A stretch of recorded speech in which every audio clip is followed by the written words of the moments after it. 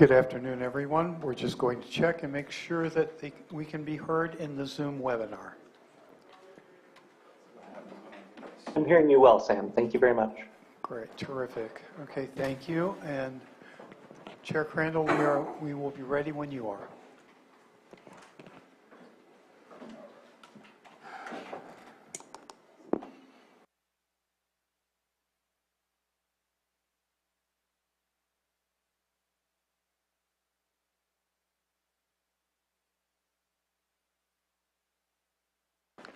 Ready? All right. There we go. We're back from our lunch break, and welcome back, everyone, to our July 12th Board of Supervisors meeting. And we did state we would come back and conduct the items that were pulled from the consent agenda. And so, so far we've covered a couple of them. So we'll go to 5.9. 5.9. Approve agreement between County of Lake and Sunrise Special Services Foundation for supportive employment and supportive education program services for fiscal years 2021-22, 22-23, 23-24, and 24-25 in the amount of $250,106.50 and authorize the board chair to sign. Supervisor Sabatier, you pulled this item, so we'll go ahead and. Thank you very much. So I'm going to break this one down into separate things. One, we are looking to obviously approve a payment for services already rendered in 21-22. So that's separate. But then there's a new contract for 3 upcoming years, fiscal years, for 22-23 all the way to 24-25. It says here that we received some bids. And that because I believe it was 2 bids, and I looked up to see if I saw Director Metcalf, but it's because I saw him on the video. So please correct me, Director Metcalf, if I say things incorrectly. I'm kind of going off of my notes here. I believe we received 2 bids only, or 3 bids. Only 1 showed up for the required mandatory meeting. And therefore, that was the only one that complied, and they are chosen for 3 years. But in my opinion, the purchasing ordinance states that if we receive only 1 bid, then we can do 3 years. If we receive more than 1 bid, then we do an annual. And here we received 3, and the purchasing ordinance does not have the extra requirement attached to it. And so while the other 2 did not come to the mandatory meeting, we still did receive 3 bids. And I just think that we should look at a 1-year contract for this rather than a 3-year, since we did receive those bids.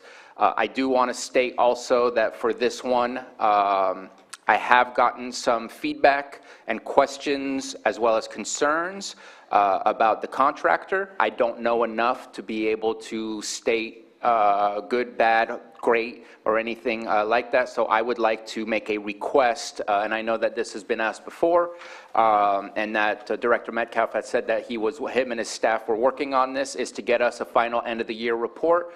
I'd like to ensure that we do get a final end of the year report for this, because I want to make sure that we are reaching our goals and meeting the expectations of what services are to be rendered through this contract. So that's what I'm looking at, is just putting it out there for a 1-year contract rather than a 3-year. Again, the 21-22 I think is no need for conversation. It has to be paid. Those are services that were already rendered. Thank you, Supervisor Sabatier. Todd Metcalf, Behavioral Services. So our rationale for asking for a 3-year contract, a 3-year agreement with Sunrise Specialty Services Foundation is because it is tied, it's tied to multi-year grant funding. And I see Elise Jones, our Administrative Deputy Director, is here in the meeting. She might be able to speak more about that, but that was the reason that we're opting for a multi-year contract, because it's tied to multi-year grant funding. But Elise, do you have anything more to add to that? I do. A couple points of clarification. We do not have any invoices for 21-22. We opted to put a hold on any potential work that would start prior to a contract being effective. Another point of clarification is that we only did receive 2 bids, and Supervisor Sabatier, you are correct, only one of them attended the mandatory pre-bidders conference. And yes, the funding to support these supportive employment and supportive education services come from the Early Psychosis Intervention Grant awarded through the Mental Health Services Oversight and Accountability Commission. It is a 4-year grant, and so it would really halt and disrupt the work to have to go out to bid every single time for a new contractor when you're carrying a caseload and you want to make progress over time with that caseload assigned through this grant. Go ahead, Supervisor Sabatier. And just as a response, thank you for the clarification. So we don't need to approve for 21-22 as is suggested on the agenda for today? So unfortunately, due to I guess a little bit more backstory, we actually previously brought this contract before the board or put it on the agenda and did take it off, I think, prior to it even going to the board to make some modifications as regards outcome reporting and data. Those have been made more robust so that we have more metrics to report on and there's more teeth in it, for lack of a better way of putting it. And because it took us a while to get the contract going, unfortunately, the way the timeline synced up, it still does call out 21-22, but there are no services to be paid for 21-22. So if this contract were to be approved, we would have to be either just underpaying it and only utilizing the funds from 22-23 through the end of the term, 24-25, or potentially looking at a contract amendment to expand services. I think that's unlikely. Probably that funding that wasn't spent this fiscal year would be reallocated to another element of the program within the Early Psychosis Intervention Grant, and we would talk with the MHSOAC about that. That's probably the most likely scenario. Okay. And then my other question about and thank you for the clarification that it was 2 bids. I had a feeling that that was incorrect, what I had in my notes. The last question is, we already approved some behavioral health contracts on this consent agenda, which was an additional year where you said that you would do an RFP the following year because it was part of a 3-year plan for MHSA. What is the difference between doing a 1-year contract and doing it again next year? Is it possible to maybe state that, because I want to see those reports and want to make sure to continue the work with the positive results and the positive feedback from the reports, and if there is not the positive results or outcomes from those reports, then I would say continuing it for 4 years would definitely not be beneficial to the programs that we're trying to provide. So I don't mind looking at a way to maybe waive the RFP for the number of years, but not doing a 3-year contract.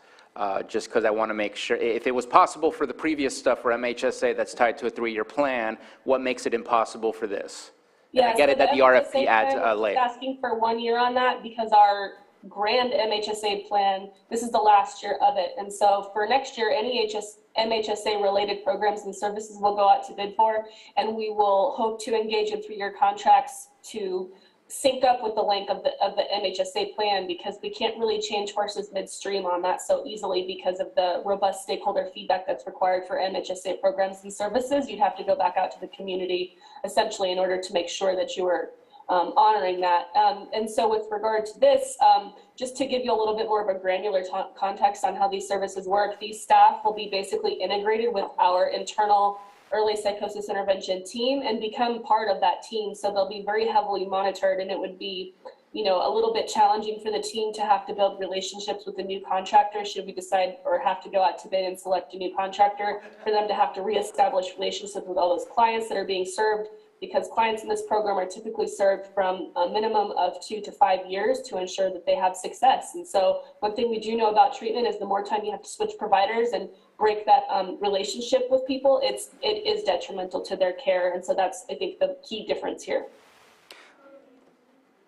And I appreciate all your responses for my questions. I guess I would suggest and offer to the board, depending on how the board feels about moving forward, I would like to get an annual report with the data and the report mechanism that is within the contract stating that if we requested that they shall provide that to us.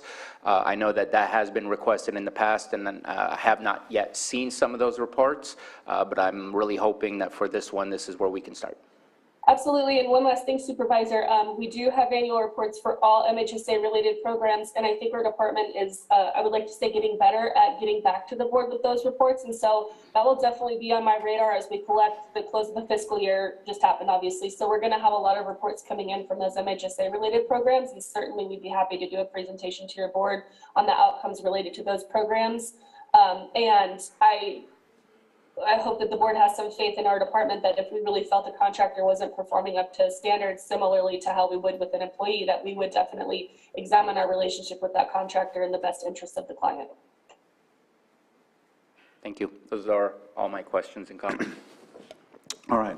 And I just wanted to add that I know Director Metcalf had mentioned that we went through, it was, well, actually, Ms. Jones actually mentioned that it was pulled.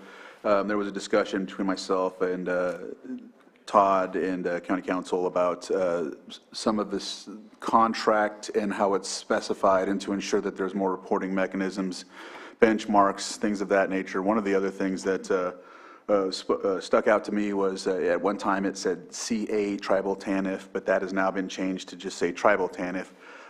Because in some specific instances, when you work with the tribe, you need to have an MOU or MOA or something of that nature to show that you're working with them, but also it states that now they'll be trying to obtain those in the first year. And so I noticed some of those changes. I still have a lot of concerns about the contractor, and I appreciate that the amount of work that was put into it by the department at the same time. However, I still obtain those same concerns. So thank you for doing that with us, though, and bringing it back with the changes that we talked about. So, yeah. Anyone else from the board? All right. I'll open up to public input.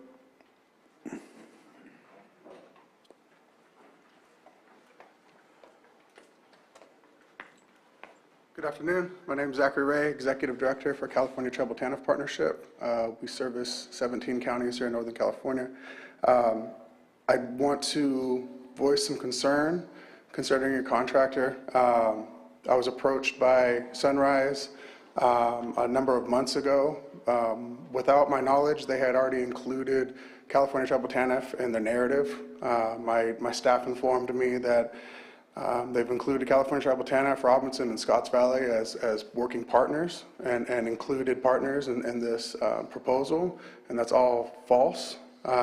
Questionable business practices have been exhibited by this contractor several times, and I flat out told this contractor that we would not be working with them in any capacity.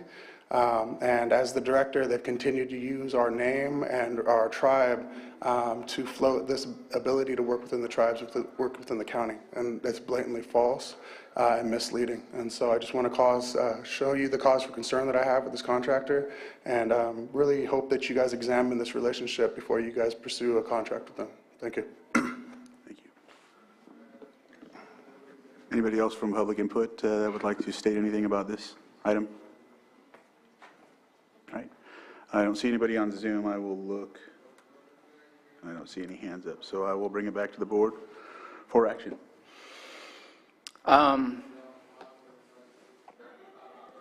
Supervisor Sabatier, go ahead.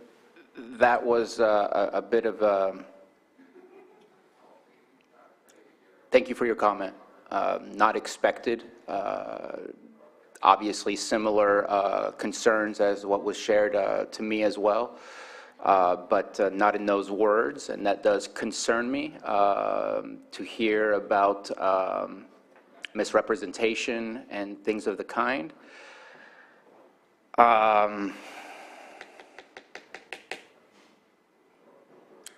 Ms. Grant, did you want to add anything? If your board, I don't know what the timeline is on this for behavioral health, but I'm sure they would agree that if there are any outstanding questions that need to be resolved, putting this over until they can be resolved it shouldn't pose any big concern. But again, I don't know the timeline of behavioral health, but unless it's something that's drastically required, I'm sure they'd agree that they'd want to make sure that everything is exactly as is presented. Director Metcalf? Yes, thank you, Ms. Grant. This is new information to me as well. So, and it is very concerning.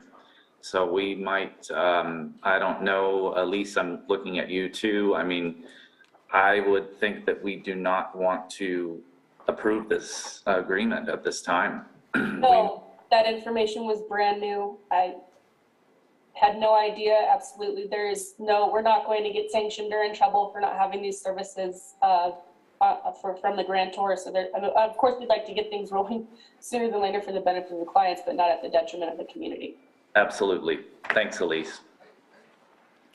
And so with that, I'm in agreement to kind of clarify all this and come back to us. okay, let's clarify and bring it back at a later date. Do we need a time certain or no? And so we'll just bring it back at a later date and ensure that everything's cleared up in this manner. So, Yes, absolutely. thank you. Thank you, Mr. Chair. With that, we'll continue this item at a later date and be looking for it on the agenda if you're concerned with it. And we will go to the next item, did I cover 5.7? No. Oh, sorry. Approve amendment number 1 between County of Lake and Resource Development Associates for consultation and support in the community program planning process and the evaluation of the whole person care project for a new contract maximum of $268,060 for fiscal years 2021 and 2022-23, and authorize the board chair to sign. This is also Director Metcalf, and so I think you pulled it, Supervisor Spatier, so if you wanted to go on it. Please, thank you. So in reviewing this, again, going off the head, I don't have the contract right in front of me, but I believe it was close to a 50% increase in required cost. This is multi-year. This is an amendment. When I look at the original, it states some of the exact same objectives as the reasoning for why we are asking for almost 50% increase. Some of those are presentation to the board, stakeholder meetings, collection of data. I know I emailed Director Metcalf. I don't believe that he was able to respond in a short time, and I apologize for the late emails due to my own personal life reasons. But I was hoping that there would be some information as to why is it that the same exact objectives are now being asked to pay twice as much, when it would seem to me that the presentation to the board, stakeholder meetings, and collection of data was part of the original reason for the contract. And so just kind of wanted to get an answer as to what exactly is it that is being asked in addition to what was approved for the first time. Thank you, Supervisor Spatier. As was mentioned, RDA, Resource Development Associates, they do assist us with all of our Mental Health Services Act plans and updates and what have you. And the original funding for this agreement was just for the first year. We didn't put in funding for the second year because we weren't sure what it was going to look like. But I believe Scott Abbott, our MHSA and Housing Program Manager, is with us here, and if not, Elise might be able to chime in, because I'm sure I'm missing some of the details on this. And Scott, are you here? I can't see you, but Yes, I see him. He's coming on. Hi. Hello. Good afternoon, board. So this particular contract, it is a 2-year contract, as has been mentioned. It's timed to coincide with our to end with our current 3-year Mental Health Services Act program. Oh, by the way, I'm sorry. My name is Scott Abbott. I'm the program manager over the Mental Health Services Act and Housing. And so this contract, as I just mentioned, is coincided to kind of go along with our 3-year plan. RDA assists us in our community planning, as well as our evaluation of our Pathways Hub project, which I'll talk to you more some other time about that. That's a great project you'll want to hear about. But as far as MHSA, The first year was $112,000. This time, for this year, we're asking for the amendment an additional $155,710 for the total of $268.60. The big difference as far as the growing from 155 from the 112 is two reasons. The first one is the mental health, the California Mental Health Services Oversight and Accountability Commission has created an additional requirement for the reporting of our prevention and early intervention funds. It's a very specific way they would like it. It requires the collection of data, which we're not doing, and we need some assistance in kind of designing that collection and reporting process that's reported within our updates and 3-year plans. And so RDA will be assisting that because it is part of the plan to do that. It's going to require some extra tasks to do that, but it's necessary.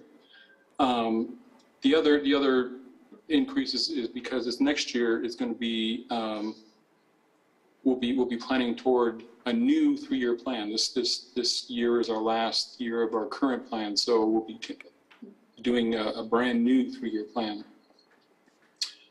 We do updates every year, as you know, and an update is for this year, or is not going to be that. Since we're planning for a new 3-year plan, it's a little more in depth than just doing a normal update, and so that's why there's an additional fee for that. Supervisor Spati. I appreciate the information. I'm hoping that you might be able to answer my next question. I'm looking at the original agreement, and the original agreement shows a timeline for 21-22 on the amount of hours worked, the timeline for getting things accomplished, and it only adds up to about $60,000, which leaves about another $50,000 on the table for 22-23 because the agreement was for 21-22 and 22-23. And so now we're adding another 150. Where's that 50 from our first agreement? Because in the 150 in the amendment, it shows how it's going to spend the 150, but I don't see anything to show where the other 50 is that we spent on the first original agreement.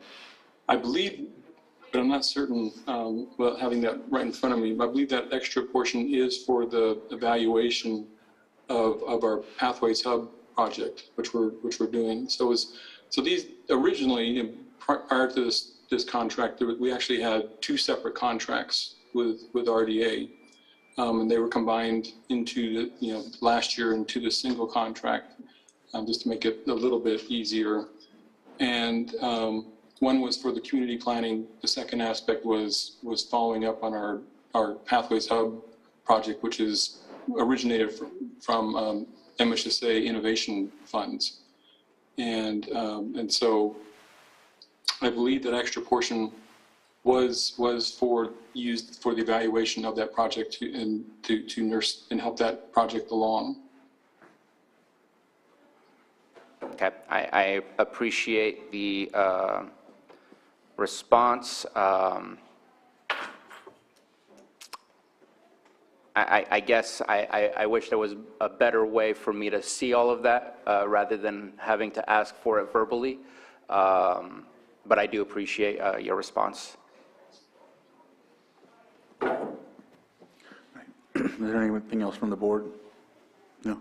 Anyone from the public that has any comments on this item? Looking on Zoom, and I don't see anybody. Sorry. And so I'll bring it back to the board for action, or?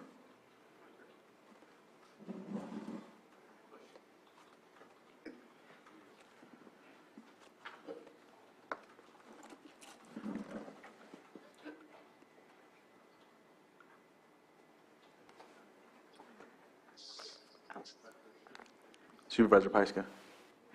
Yeah, Mr. Chair, I move that we approve the amendment number 1 between the County of Lake and Resource Development Associates for consultation and support in the community program planning, CPP process, and the evaluation of the whole person care project for a new contract maximum of $268,060 for fiscal year 2021-22 and 2022-23, and authorize the board chair to sign.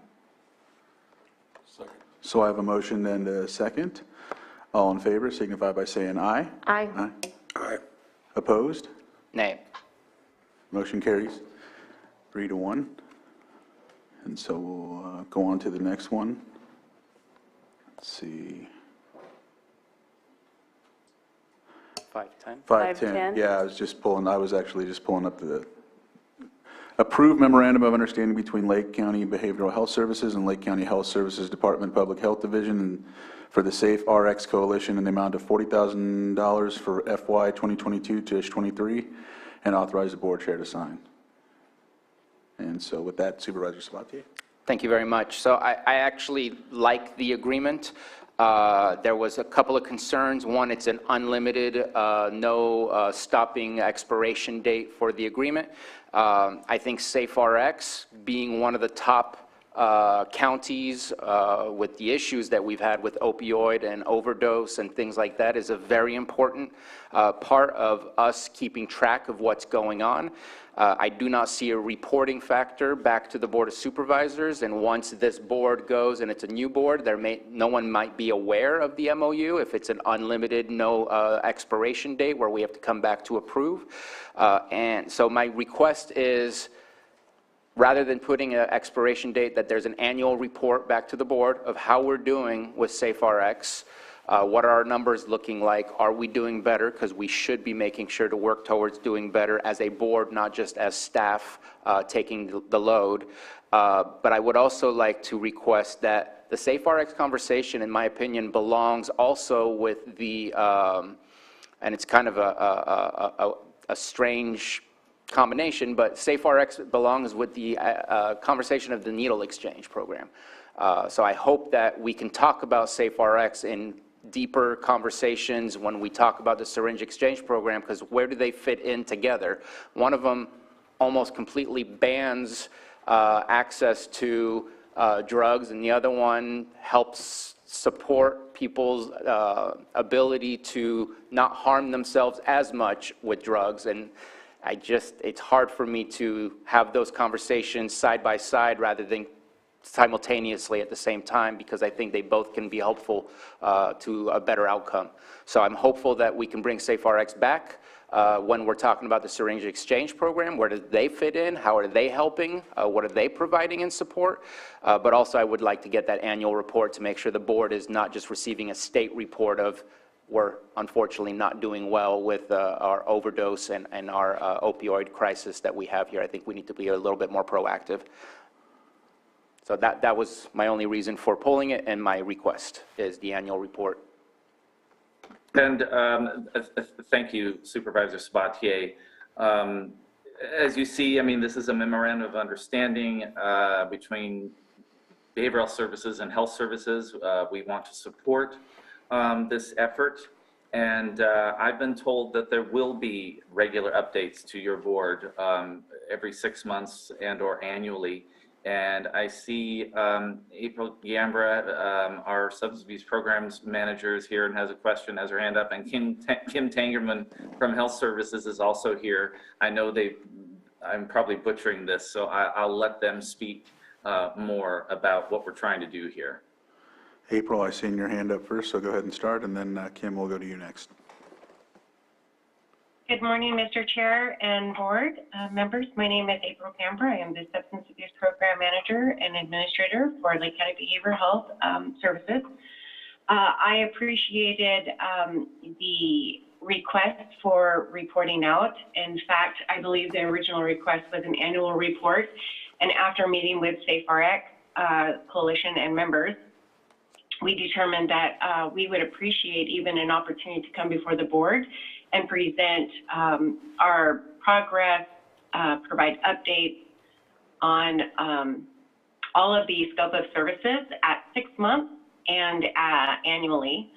And I also would like to just state that I'm going to hopefully not steal Kim's thunder, but I very much agree with the Safe Syringe program being a part of SafeRx, and we are, for the first time and that I'm aware of, strengthening that relationship by including Anina and the Any Positive Change and stigma reduction and learning to work together from a behavioral health standpoint. So I fully support the request and am here to look forward to presenting in collaboration with SafeRx at 6 months and annually.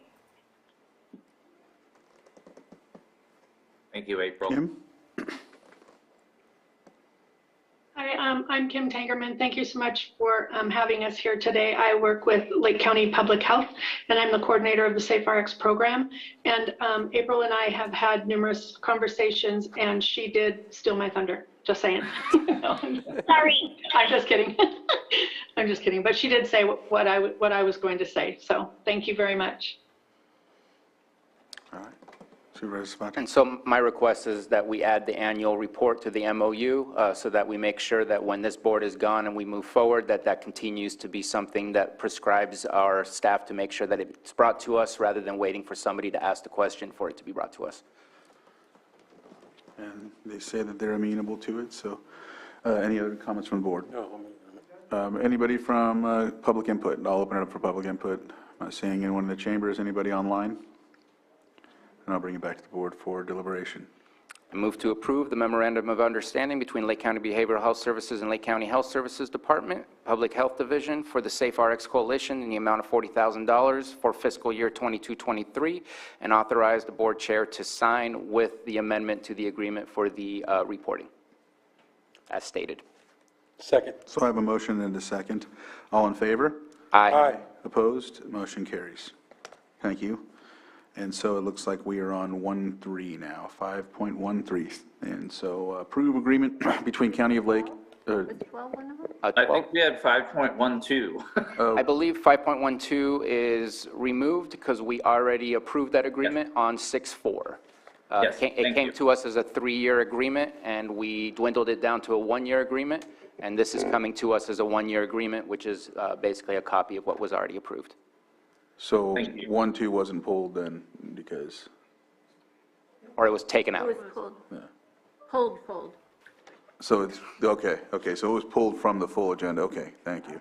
That's why I was going to 5.13, so, You were right. all right. Thank you. All right. Approve agreement between County of Lake and Davis Guest Home for adult residential support services and specialty mental health services for fiscal years 22-23, 23-24, 24-25 for $630,000, and authorize the board chair to sign. Supervisor Sabatier. So this one is, again, an issue with the purchasing ordinance and following what is prescribed. We received a bid. The agency that we are doing a contract with is not the agency that provided a bid, yet we're offering a 3-year contract for an agency that didn't provide a bid, and I feel like we're giving the full award of what the purchasing ordinance allows if it's a single bidder, and it is that single bidder that we are contracting with, and I just don't think that a 3-year contract is following the purchasing ordinance, and would like to see this as a 1-year contract. As we do need to. And I am in agreement, Supervisor Sabatier. If we can amend it with just a 1-year term, that'll be fine. Thank you. And I just wanted to finish, because we do need to continue to care for the clients that are at this site, getting the care that they need. So that's why I want to agree on that, on the agreement. Any other comments from the board? Open it up to public input, and I'm not seeing anyone in the chambers and or online, so I'll bring it back to the board for action. Quick question for Director Metcalf or his staff. Is it $630,000 divided by 3? So $210,000 for fiscal year 22-23? Yes, yes, that is correct. Okay, just wanted to make sure. We'll need to adjust that as well. Okay, just wanted to make sure. So I move to approve the agreement between County of Lake and Davis Guest Home for adult residential support services and specialty mental health services for fiscal year 22-23 for $210,000, and authorize the board chair to sign. Second. So I have a motion and a second. All in favor? Aye. Opposed? And motion carries. 5.16, approve agreement between the County of Lake and Clover Valley Guest Home for Adult Residential Support Services and Specialty Mental Health Services in the amount of $270,000 for years 22-23, 23-24, 24-25, and authorized board chair to sign. Supervisor Sabatier? So this was the same thing. I believe that we did receive a bid. The bid came from a different agency, but here we are providing a 3-year contract to an agency that did not provide a bid. Director Metcalf, please correct me if I was wrong on that statement. No, so yes, this is for Clover Valley Guest Home. As you may or may not know, they're only one of 2 board and care facilities in Lake County. We went out to bid. We did get a response back from Crestwood, but they don't offer board and care services, so that's why they were not selected. They might not have read the criteria of the RFP, so that's why we didn't go with them, because they don't provide these services. But Elise is still here. I don't know, do you want to add more to that? Because I might be missing something.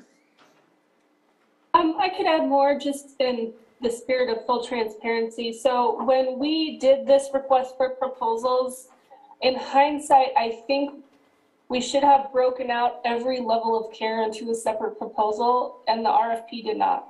We threw all the levels of care into one, from board and care, which is the lowest level above independent living, all the way up to IMDs, which is secure locked facilities. And so that was a blanket RFP to any level of care. Crestwood, as was stated, did respond. However, they don't provide board and care services. So in the future, if it were me, I would probably break it out into separate requests for proposals to kind of avoid issues like these, if possible, and make it a little bit more clear what exactly we're looking for. Well, at least that will be you moving forward. We'll make sure that we're a little more specific. So thank you for that. All right. Did you? So, yeah, go ahead, Sue. based on those comments, I would suggest then that you received 0 bids that meet the criteria of what you were looking for. Am I correct in kind of paraphrasing what I was just hearing? Yeah. You did receive a bid, but it did not meet the criteria of what you needed. Therefore, this is the only agency that we're able to contract with at this moment in time. So now I'm going to go backwards based on that information and say I am comfortable with moving forward with the 3-year. For this level of care, that's correct. There's different, right? This was Clover Valley and Manzanita, who are actually operated by the same person, only 2 board and cares in our county, and we received no bids for board and cares from anyone anyways. Okay. All right. Any other comments from the board? No? Open it up to public input. Is there anybody from the public that would like to speak on this item? I don't see anybody in the chambers or online, so I'll bring it back to the board for action. I move to approve the agreement between the County of Lake and Clover Valley Guest Home for adult residential support services and specialty mental health services in the amount of $270,000 for fiscal years 22-23, 23-24, 24-25, and authorize the board chair to sign. Second. So I have a motion and a second. All in favor? Aye. Opposed? Motion carries. So next item is 5.21. Approve annual renewal of Veteran Subvention Certificate and Compliance and Medical Cost Avoidance Program Certificate of Compliance and authorize the board chair to sign certificates. Supervisor Sabatier? Yeah, and it looks like Ms. Baker is here. So my question was that we changed the rate to $100 an hour, but there was no as-of date. Are we changing the rate for the entirety of the contract? Are we changing the rate as of this new approval of this contract? Just kind of curious as to how that works, because usually there's an as-of for when we change a rate. This should be for the new fiscal year, apologies. So it's starting these subvention certificates run fiscal year to fiscal year. So as of July 1st? Yes, sir. Okay. And I would just like to add that language to the contract amendment. All right. Or wait, subvention is just the certificates, correct? I'm sorry, did I say the wrong one? Yeah, this is this annual suspension certificate of compliance. I meant to say 5.22. Okay, I'm ready for that one. Or we 522 did was, 22 I believe, already. Mike Marsh, and I know you pulled 5.23 as well, my AB 86 for the Lake County Office of Education. Is that the one? We pulled 2.2 and did that in the beginning. We still haven't done 2.3 yet. I apologize, I had my numbers mixed up in my notes. That's okay. And so so with 2.1, I'm ready to approve if public comment is done for 2.1, and I apologize for wasting time on that. is there anybody that would like to speak on this item in the public? I'm not seeing anyone online or in Zoom, so I'll bring back the board for action. Move to approve the annual renewal Veterans Subvention Certificate of Compliance and Medi-Cal Cost Avoidance Program Certificate of Compliance, and authorize the board chair to sign certificates. Second. So I have a motion and a second. All in favor? Aye. Opposed? And motion carries. We will move on to 5.23, approve Amendment 1 to the agreement between County of Lake Health Services Department and Lake County Office of Education to coordinate COVID-19 vaccination clinics to eligible school-aged children and authorize board chair to sign. Supervisor Spatier. And apologies again, that one is not the one I meant to pull. So. Oh, okay. Well, I was so ready for both of those. Okay. And just to mention, the one that I did want to pull is for next time's purposes, there is no need for 5.24, as the city of Clear Lake has stated that there is no longer a need for the local health emergency. But ready to move forward with 5.23. All right, so I'll open it up to the public for any comments. I'm not seeing any, and so I'll bring it back to the board for action. Move to approve Amendment 1 to the agreement between County of Lake Health Services Department and Lake County Office of Education to coordinate COVID-19 vaccination clinics to eligible school-aged children, and authorize board chair to sign. Second. So I have a motion and a second. All in favor? Aye. Opposed? Motion carries. And 3.2, we did that already, so there's no more consent agenda items. We will go on to our non-timed items. We conducted 7.2. We will go on to 7.3, consideration of response to the Bureau of Indian Affairs invitation to provide comment on the Robinson Rancheria Pomo Indians land acquisition application. And with that, I will give the floor to Susan Parker, CAO, who can go from there. Yeah. Good afternoon, Board. Patrick Sullivan is here to share with you the overview of this letter and to take any questions you may have. All right. Good afternoon, Board. Patrick Sullivan, County Tax Administrator. So this letter, this proposed letter is a response to the notice of on-reservation land acquisition that we received from the Bureau of Indian Affairs on behalf of Robinson Rancheria. County staff has reviewed the request information from Bureau of Indian Affairs, which is mostly financial and land use related. When we went through and looked at the points they raised, we found some of the typical concerns in these types of acquisitions. There is a loss of revenue, but when staff reviewed it, it doesn't appear there would be a significant impact. There could be changes in land use and services provided, but right now, based off Robinson's application, there's no proposed change in use. So staff doesn't find any significant impact in those areas as well, with either zoning or proposed government services. There is an area, however, where staff did identify a concern. It's regarding the Middle Creek project with the Army Corps of Engineers in that area. There are 3 parcels identified within this application that are inside the boundaries of the Middle Creek project. What the concern is mostly the unknowns. We have had, county staff has had meetings with both the tribe, Army Corps of Engineers, and Bureau of Indian Affairs. It has been a very tight timeline because we didn't receive notice of this application until June 17th. We're given 30 days to respond. So our application is due back, or our response is due back to the Bureau of Indian Affairs by the 17th of this month. So unfortunately, what we're finding is that we don't have all of the answers we would like. Right now, there's early stage discussions with Army Corps of Engineers that we were able to hear some of with the tribe that may offer potential solutions, but that's all very preliminary. So while there do appear to be pathways forward, and we could try to provide more information on it if your board wished, we don't have any definite answers. So, I'm happy to answer any further questions you have or go into further explanation. If you have further questions about the project itself, it may be helpful to get Water Resources on the line. They are aware of this presentation today and would be available as well to answer questions.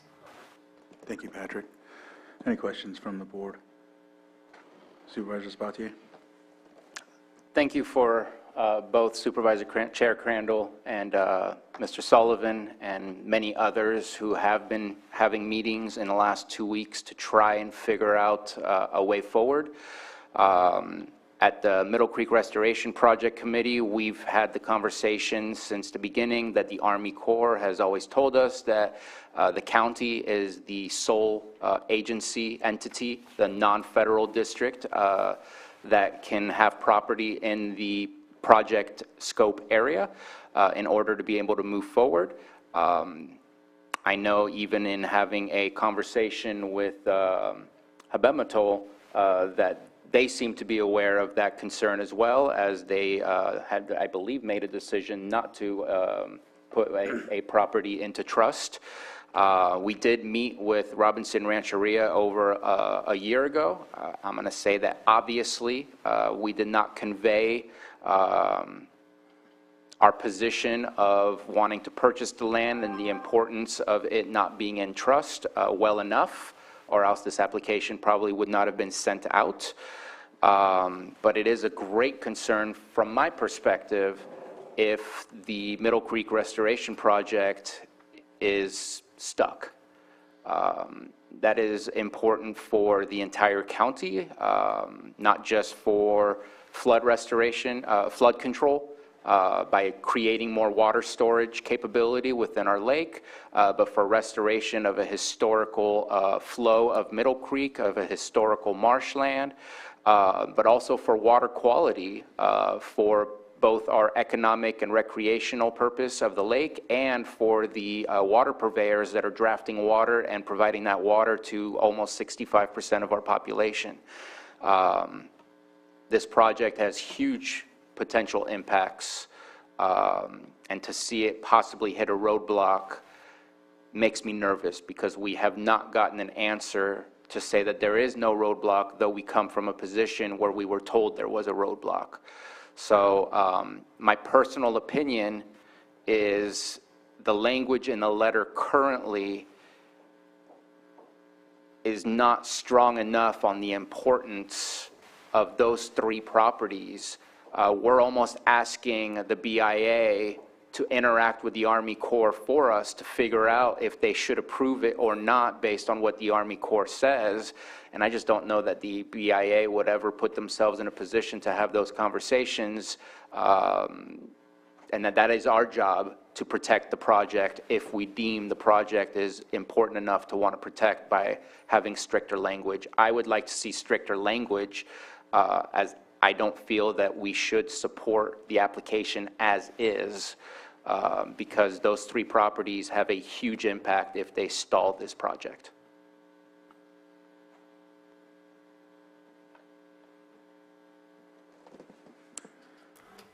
And that's also, I know that, thank you for that, Supervisor Sabatier. I know that's also what we were trying to emphasize in the meeting. I was really glad that we were able to pull everyone together at that short notice. The first meeting was on the 29th, and then a week later, we had one with Army Corps and with the Bureau, and also both parties, County Water Resources and Robinson Rancheria leadership. They had provided solutions. However, how fast those solutions can take place, I don't know. That's not going to be within the time frame. We have 5 days to submit comment. And so the options that were discussed were a partnership that still requires them to talk to legal, who is Army Corps needs to talk to legal, and then also the possibility of a waiver, but the waiver would need some sort of higher authority, so we're stuck with where we're at, basically. So just wanted to just talk about what we discussed in that meeting last week, and so that's why we're here, and I just wanted to add that to it. I don't know if there's anything. Ms. Grant? I was just going to say that the properties going into trust, even if they remain in fee, the county is not in a position to force the sale of those properties because eminent domain is not available, is that correct? Yes, that's correct. Yes. So, Can I clarify that? Eminent domain is not available with the funds provided to us from water resources at the state level, but eminent domain is a possibility for any unwilling sellers within the property, the scope of the project. point taken, I apologize, that's accurate.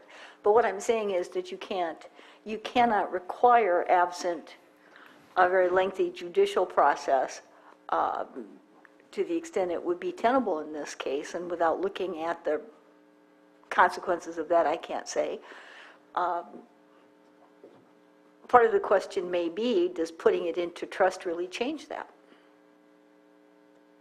At the meeting that I attended, the tribal nation acted as if they were very willing to work cooperatively with the county. Army Corps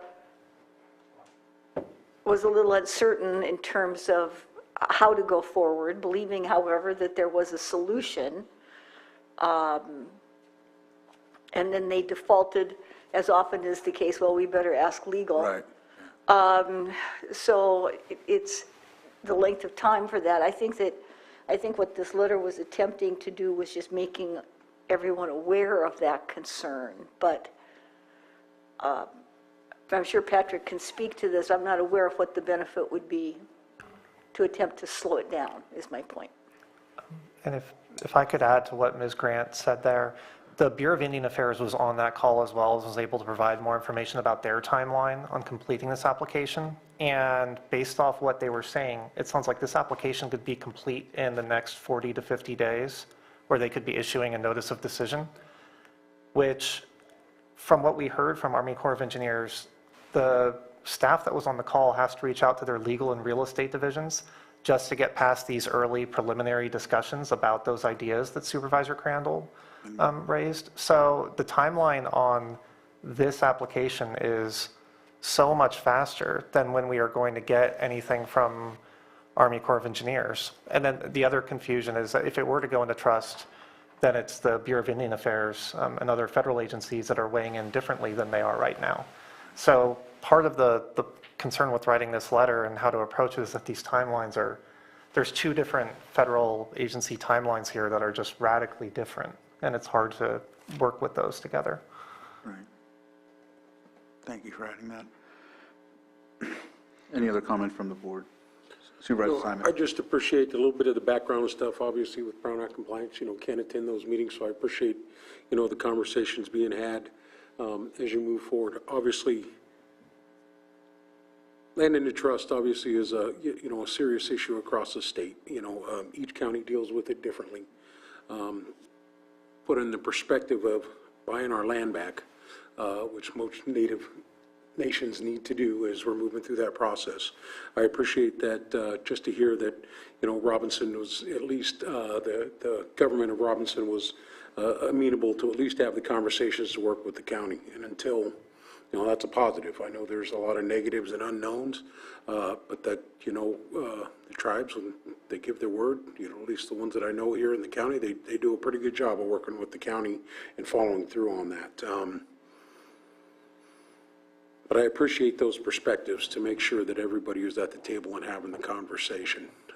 For myself, obviously, I would like to see if we could move forward with the letter in some manner or effect, making sure if there is some bolstering of language that the board is amenable to, but moving forward to get this in front of them and having the Bureau, Amy Dutchke and them at the table to understand the issues, I think are very important. So I would like to see if we could work something out to help it move forward and continue those conversations. Obviously not in my district, but it affects the entire county, and continue those relationships to keep working with the tribal government.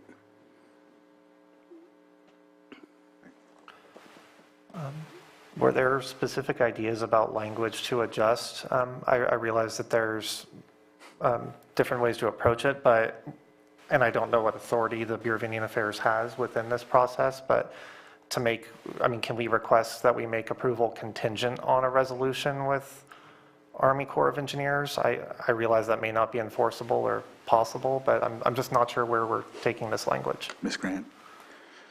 It would also be too vague. an agreement with Army Corps, it would require more than that. If you're looking at, I don't even know, as Patrick was saying, I have no idea if a contingency clause is even appropriate in this circumstance without looking at it. I suppose you could say something to the effect that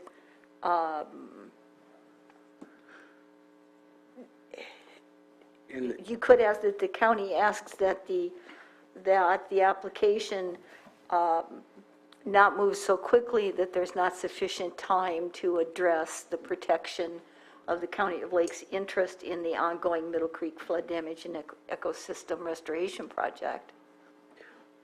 And not to mention, and just to kind of, it was mentioned during our meeting last week by Dr. Lyons about the ring levy. I know that the ring levy was an opportunity to kind of stay away from, or, you know, get away from the tribal trust land aspect of it. I know that in the 2000s, late 2000s, different leadership time. That's why also this leadership wasn't kind of all full understanding of what was going on, because it's been passed on by different leaderships. They were not amenable to that whole thing, but that, you know, that was 2009.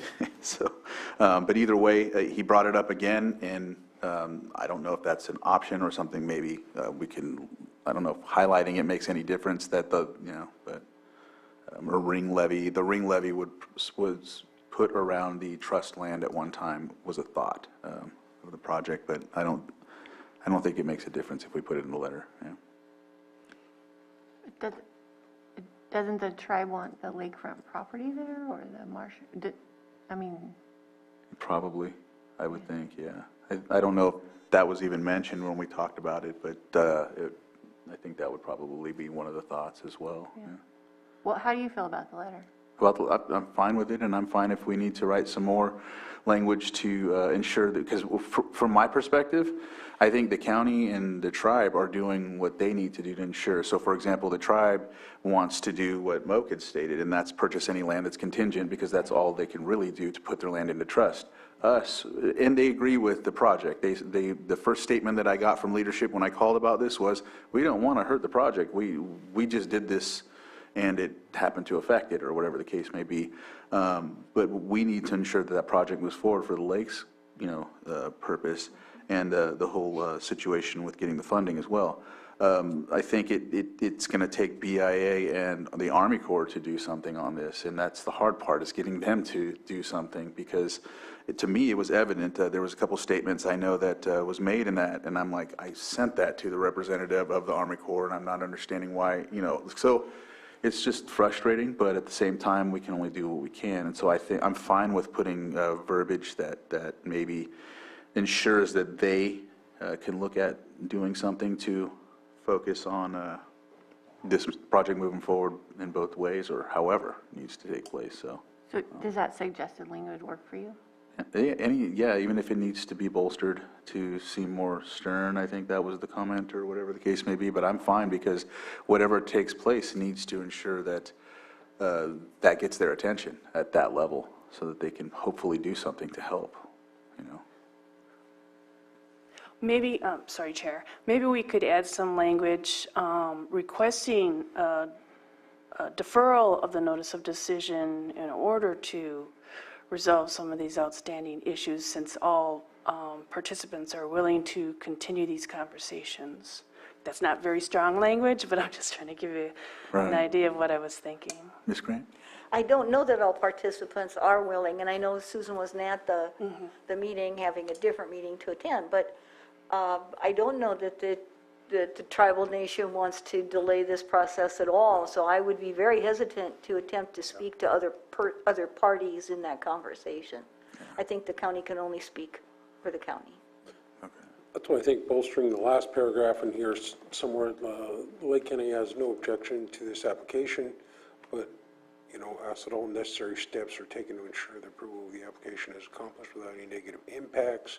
Yeah, I think that's the, you know, obviously we go through, talk about the letter coming up in that area. I don't know how to strengthen that language or to continuing partnerships or something, but I completely agree. There's a long process to go for tribal nations to get land back into trust. And when you get to this point, it's like, well, now we've been doing this for 3, 5, 7, sometimes 10, 15, 20 years. And just like a large project, it's, okay, we're there, let's see if we can get this going. So, yeah, I don't know. I don't have a simple answer. Wish I was a wordsmith, but I am not, so. Maybe something like we urge the Department of Interior to,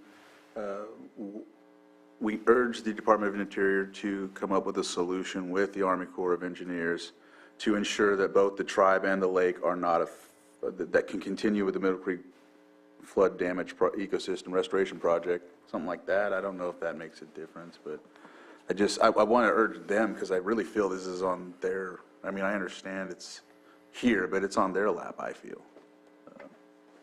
I don't know. No? Ms. Grant? I think it's a good idea, but I doubt they'll come up with a solution just because they'll. We ask it, yeah. Yeah, but you could still say that, you could still make some statement that, you know, given the significant environmental impact of the Middle Creek Flood Damage Ecosystem Restoration Project in the county of Lake and surrounding areas, it is the county's request that the application not move forward so quickly that it fails to, that the Department of the Interior fails to take any necessary action to protect the Middle Creek restoration process in reviewing the application or something like that. Do you see what I mean? Then you can put it on them a little bit. Yeah, I like that. But I think they also have to be aware of the environmental consequences of the project, and but I think that Supervisor Simon's point was well taken. This has been a long process, and to just say, whoa, at literally the 11th hour, without some kind of balance, I think is somewhat difficult. Supervisor Sabatier, I'm sorry. So some of the things that I feel I need to preface it with some other information first. Fully support what the tribe is trying to do. If it wasn't for Middle Creek restoration and the potential for the block, there would be no issues with that, and I wish that we could finish the project and say, okay, now let's move on and please go ahead and continue with this process, because that's what's in my mind would be appropriate. But my issue with the letter is just the fact that we say the County of Lake has no objections to this application, but if all you read was the first part of that sentence, the rest, you already said that we already said that we have no objections to this application. So if it's possible to say, if the 3 properties of concern are stricken from the application, and I know that amendments are almost impossible to do, and I agree that based on the conversation I was involved in, extension is not at all what Robinson Rancheria is looking to have occur. But again, we've received $15 million just recently with AB 707 to purchase properties from the state. We received money previously to that in order to purchase the properties that have already been purchased. I'm just kind of curious as to how our state representatives feel as well if we ignore all of that that's been provided to us to finish a project only to have it possibly hit that barrier and not have better language than the County of Lake has no objection to this application. But I just feel like that is just the wrong statement to make. I think we need to talk specifically about our, and we do, but I think we need to reiterate our I feel we need to reiterate our objection to those 3 properties in hopes that those 3 properties can be set aside and the rest would be approved. If I could just add some additional information, I'm not sure who was in this discussion. I remember Supervisor Crandall was present, but there was a meeting with the tribe where they indicated they did not wish to amend or remove those properties they wanted, because that was a solution. There were multiple ideas that involved those 3 properties being removed and the other 11 being able to proceed through this process. But that definitely was not an option that they wished to consider. So that then further limited our ability to proceed there, because then it puts the county in the position, it feels like if we're objecting, let's say, then are we objecting to the entire application if they don't wish to amend it? Just to your point about language, Supervisor Sabatier, if we were to strike the County of Lake, where it says has no objection to this application, if we were to strike that language so that it read the County of Lake asks that all necessary steps are taken to ensure, that approval of the application is accomplished without any negative impacts, would that satisfy your concern, or would you still want further language? I think it reads better by not saying we don't object when there is an objection. It's a very specific objection. Ms. Grant? If it's an objection, then it should be stated as an objection. If it's a concern, it should be stated as a concern. So I think if you're going to do this for the sake of all the parties involved, there's going to have to be enough specificity in terms of exactly what your board wants to say here. In other words, just putting a bunch of statements on paper is not going to have really too much impact unless it's formed somehow by whatever it is you're trying to do. So if you feel that's an objection to the application, then you'll have to state that. I don't know if that's what you want to do. I'm just saying that if it is, you should just state it.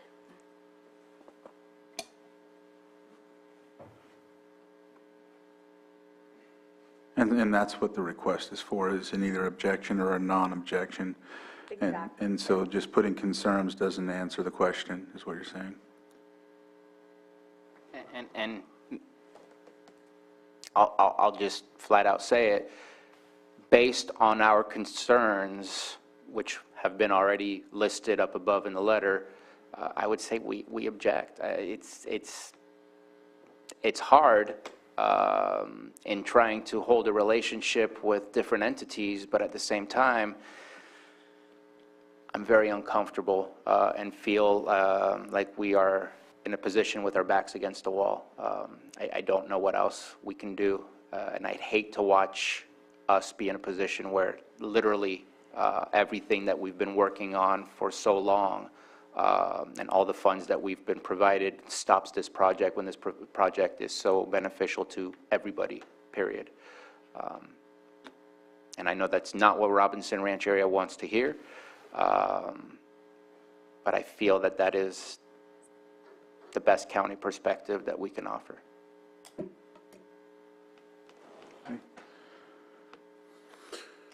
Yeah, I know a lot of discussion has gone back and forth. Do we have, is Robin? I don't see anyone. Any of the local government here? I don't see anyone on.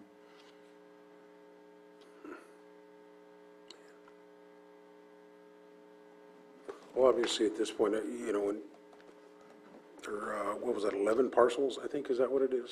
Or is it There's 14 parcels in 14 total. parcels. 3 of them are the parcels of concern. All right.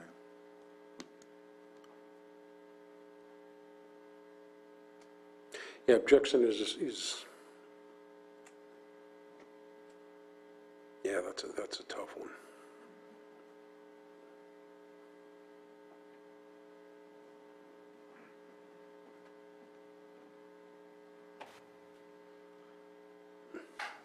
Okay. Any other comments? Is there anybody in the public that would like to comment on this? Hopefully there might be someone in attendees from, I don't see anybody. So I bring it back to the board for further discussion or action.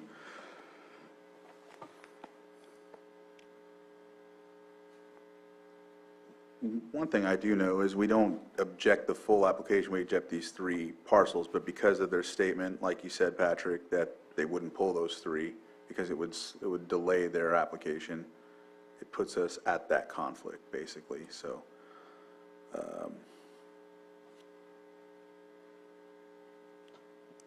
Is there a way, I mean, even if I know we're writing and we're just brainstorming here, but if we put no objection to the full project, 14 parcels, however, the county does object the 3 parcels that are in conflict with the Middle Creek restoration, or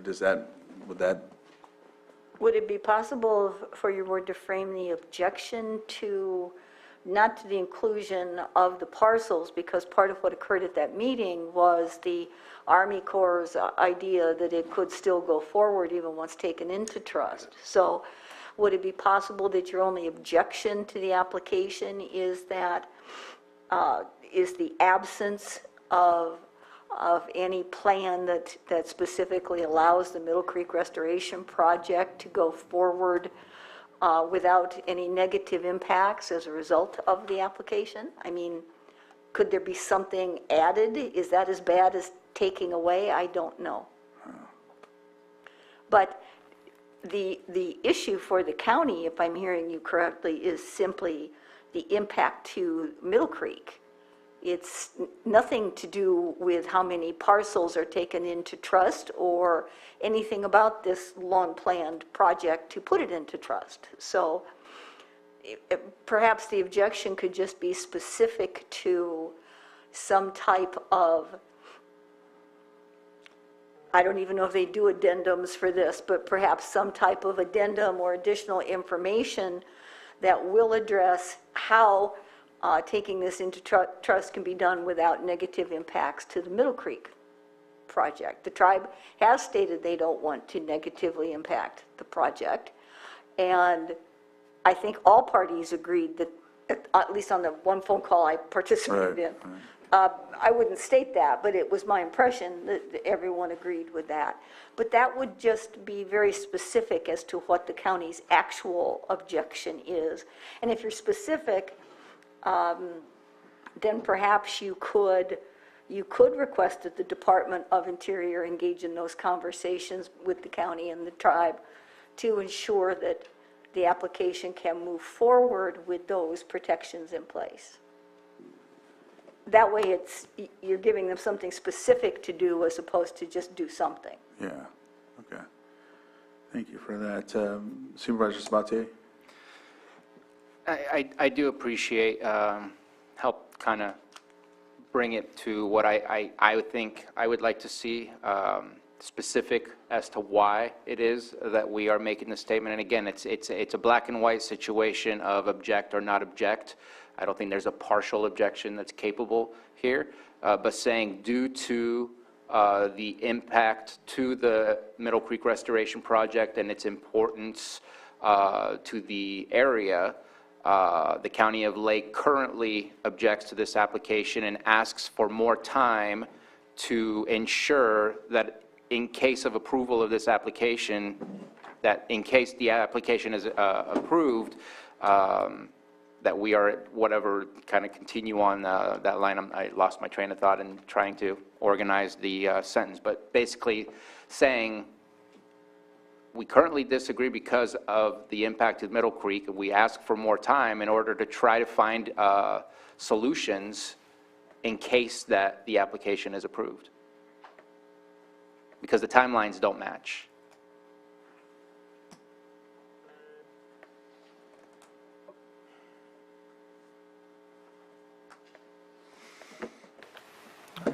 I took note of that language, and I think the only question I have, and maybe my newness to this project, is the parties involved post-trust, if the land were taken into trust, are different than those that would be involved now.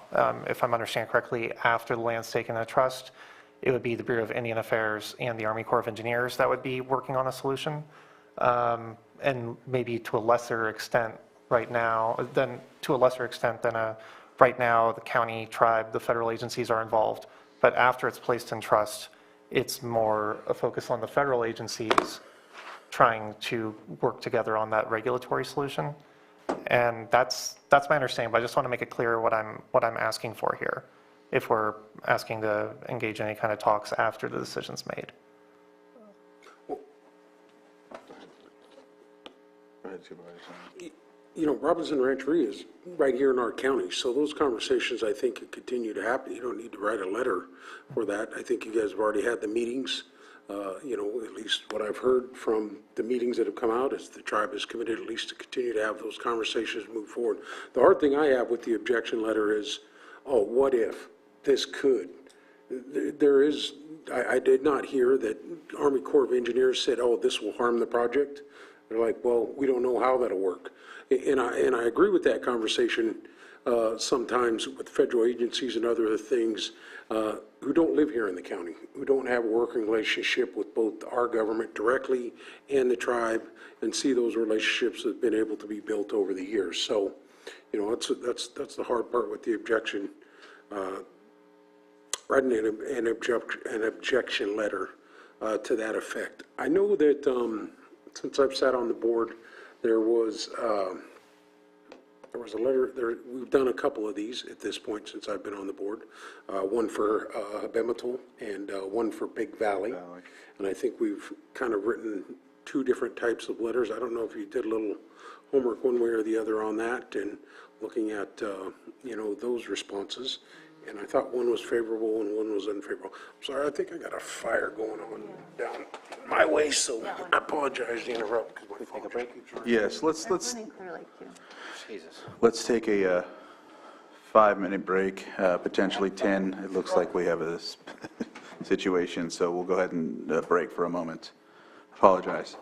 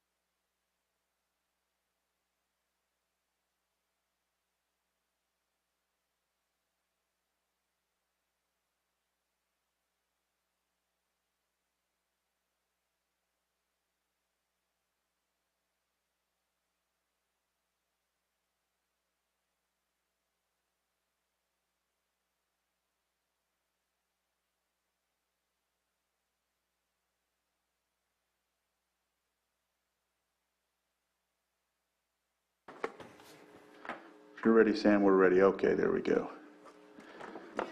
All right, so we're coming back into session here from our break. We are going to hold this item briefly while we allow one of the leadership from Robinson to log on to the Zoom meeting. And we will conduct 7.7 briefly. Consideration of Amendment 1 to the agreement between the County of Lake and SCS Engineers for engineering design services for the East Lake Landfill Expansion Project. And that is Lars Ewing. Lars, I see you're on Zoom, so go ahead and take it away. All right, thank you very much.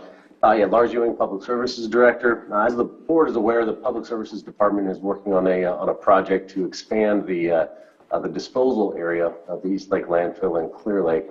That project is about 95% design complete right now with SCS Engineers as the lead design consultant. To complete that project, the design component of the project, there are two project tasks, relatively minor tasks that need to be added into their scope of work. Those tasks were delineated in the memo, but just to summarize them quickly here. One is the design of a retaining wall to allow for a haul road to be constructed in order to maintain setbacks from a creek. And the second component is the addition to SCS's scope to do what's called Division 1 specifications, essentially the special provisions or supplementary conditions for the specifications. Originally, we were planning to have staff perform that work, but the level of expertise that SCS brings to define supplementary conditions for a landfill expansion project is to the county's benefit to add that.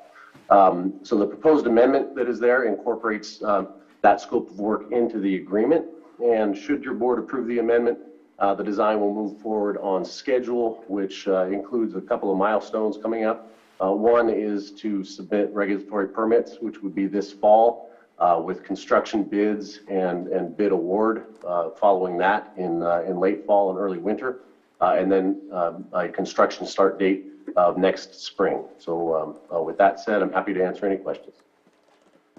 Thank you, Lars. Supervisor Sabatier? Just to check in, that's only an additional $7,400? Correct. Wow, that's a very nice price for a retaining wall. It's a geogrid wall. It's just correct. I won't disagree there. Let's approve this before it changes. Any other comments from the board? Anyone from the public that would like to comment on 7.7? And we'll bring it back to the board for action, as I'm not seeing anyone Zoom either. Mr. Chair, I move to approve Amendment 1 to the agreement between the County of Lake and SCS Engineers for engineering design services for the East Lake Landfill Expansion Project. Second. So I have a motion and a second. All in favor? Aye. Opposed? And motion carries. Thank you, Lars. Thank you. And it looks like we have Esther Stauffer from Robinson Rancheria on. If you can promote her to one of the panelists. I was looking for that name and it was right in front of me. Anyhow, so we'll come back to item, it's 7.3. Do I have to read it off again or we're good? Okay. So we were at the point where we were discussing some sort of language that we would like to put in the letter. I know County Council has some. Would you like to go over that or should I? Yeah. I can go over the language. I'm not sure how much of the discussion that preceded it that the newcomers to the Zoom are aware of. Okay.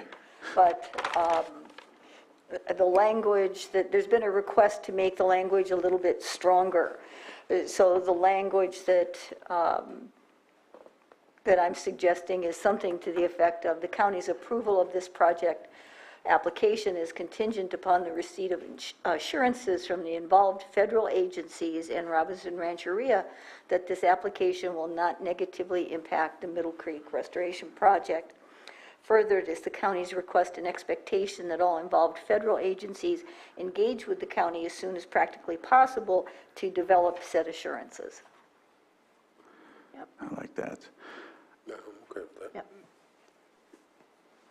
Esther, are you on? Would you like to?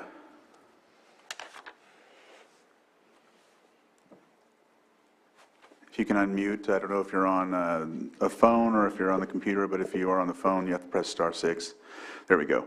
Esther, item 7.3 is just our comment to the Bureau of Indian Affairs regarding the Feed a Trust application that the tribe is submitting to the Bureau. And so we've just been going over our letter and our comments. And so I didn't know if you had anything to add or would like to discuss. I know we met last week and have been meeting with the tribe for the past couple of weeks in regard to this application. So I just wanted to, we were hoping that we can get somebody from the tribe to discuss this with us. So as far as the comment period section, you do have that opportunity to provide your input for the Bureau of Indian Affairs. The Realty Department, they're the ones that provide that, the comment section for anything that may impact the land we're looking to place into trust. However, that is a comment period, and so as far as some of the items that the Board of Supervisors are concerned, you can place those on the letter, and then when the time comes, then we will have an opportunity to help address those later on. However, we have been working with the Mill Creek Restoration since it first started, and so we understand the importance of that particular project, and I don't think that the impact will be as significant as you are thinking in that letter, because we will continue to partner with Board of Supervisors on moving ahead with the Middle Creek Restoration Project, and I don't think that will hurt the actual project itself once the land is held in trust. There's just going to be a little different in the approach. However, the tribe is willing to provide the partnership needed in order to continue with the restoration project. And if you have any questions, feel free to call me anytime, and I will be glad to answer any questions. Supervisor Sabatier? I just want to say, I don't think our concern is about our ability to work together. I think that part is definitely showing in the fact that we've been meeting to discuss this, and we've met about this before in the past. My concern is the federal government's capabilities of allowing to work with all of us rather than creating restrictions. So appreciate the comment and definitely agree with those comments, but I'm definitely concerned about what the Army Corps decides. That's where my concerns are, based on the results. Thank you for that comment. I cannot speak on behalf of the Army Corps itself, but as a Robinson Ranch Tribal Administrator, I can indicate that we will work together with Lake County Board of Supervisors. However, I cannot speak for the Army Corps of Engineers and what they're planning on doing. So, but we will continue to work with you, and thank you for your comment. And we look forward to working with you on trying to get, to make sure that the project continues forward. All right, thank you, Esther. Ms. Grant, I think the verbiage that you provided, I think that might, with the majority of the board, I'm not sure if you were good with that, Supervisor Sabatier, but I think that might suffice. And if we can, did you get the verbiage that she provided? I wrote it down this time, sir. All right. So I think with that, I think it looks like we have at least we can move forward with that. Thank you for that quick opportunity to put that together. And I think if you're amenable to that, Patrick, we can go forward from there. Can I just clarify if there was any other change made? Are we removing any of the language that we discussed, like such as has no objection to this application, or is that remaining in place and those lines are simply being added to that paragraph? That was actually going to be my question as well. Are we replacing it with what Ms. Grant provided, which is what I think would be the more appropriate? So we're, My suggestion. we're removing the last paragraph and Or the replacing second it to with that last? language. Second to last, I'm sorry, yes. All right. All right. So with that, I think we need to go ahead and take action. Do I need to open it for public one more time, or I'll open it up for public one more time? So if there's anybody that would like to comment on this item, please come up to the microphone. If not, unmute. And I'm not seeing anybody, so we'll bring it back to the board for action. Mr. Chair, I move to approve the response to the Bureau of Indian Affairs invitation to provide comment on the Robinson Rancheria of Pomo Indians land acquisition application with the amendments as suggested by Ms. Grant. Second. So I have a motion to end a second. All in favor? Aye. Aye. Opposed? And motion carries. Thank you. And thank you, Esther, for being a part of the meeting and jumping on so quickly. All right. You're welcome. Thank you. Let's see. I think we already covered, which one did we did 7.5 already, right? Yeah, we didn't do 7.4, 6 or 7, or 6. Okay. Got it. Okay, so let's move on to item 7.4, consideration of appointments to the Commercial Cannabis Ordinance Task Force. And I know this was brought forward. This is also brought forward by Community Development Director. And thank you for waiting on this last item that took.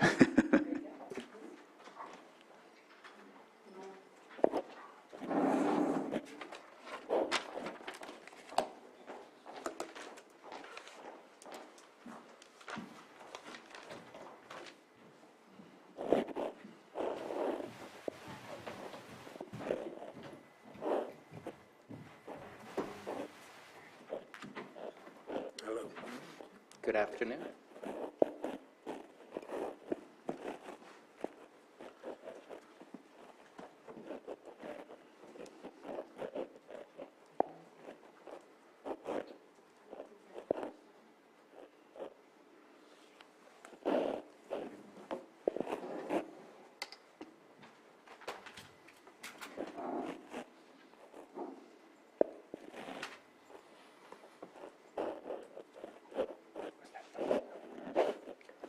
Somebody, Oh, it's Anita's shoulder. click.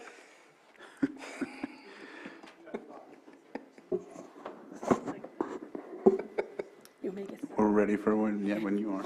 So, good afternoon, Board. This is Mary Darby, Director of CDD, and we are presenting before you today the applications that were received for the consideration of the Commercial Cannabis Task Force Ad Hoc Committee that was continued from the June 21st, 2022 Board of Supervisors agenda.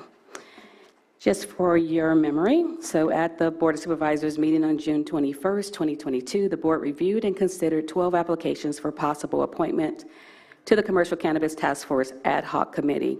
Due to a discrepancy in the receipt of the applications and how they were received, the board voted to extend the deadline date to July 6th, close of business day. That's July 6, 2022. The board also directed staff that the application should come through the administration offices because the application would receive a receipt based on the applications that were turned in. CDD received an application via email yesterday for your information for the task force to be appointed to the task force. However, the deadline date had closed, but the applicant stated that on the website there was not a deadline date. We do have a green sheet of that, if you can give us, of the application that was received yesterday. Having provided the basic background of our June 21st meeting, our new assistant planner, Mary Claiborne, will be giving this presentation on the applications for consideration for the Cannabis Task Force. Thank you. I'll turn it over to her at this time. Good afternoon, Chair and Board. My name is Mary Claiborne. I'm an assistant planner with Community Development assigned to the Cannabis section of the Planning Division. I did want to make a quick quick correction to that, we actually received this application in person yesterday at the cannabis window. Moving forward with the presentation, there's some background here. Mary had gone through a little bit of this with you, so I'll touch on this briefly. The CDD conducted a presentation to the Board of Supervisors on issues and concerns regarding existing cannabis ordinance on May 24th, 2022. CDD held commercial cannabis workshops to address issues and concerns with revised commercial cannabis ordinance on May 25th, 2022. This was with the cannabis industry, and there were 30 participants in attendance. The Community Development Department held commercial cannabis workshop on May 26th. This was for general public, tribal nations, and agencies, and there were 21 participants. Those workshops were recorded and the videos were shared with the Board of Supervisors on June 7th, 2022. The board identified categories for Task Force Ad Hoc Committee at the June 7th, 2022 meeting. Applications were posted on the CDD website on June 8th and placed on Granicus on June 7th, 2022. On June 21st, 2022, Board of Supervisors presentation was continued to today, July 12th, 2022. The revised Cannabis Ordinance Task Force was approved by the Board of Supervisors.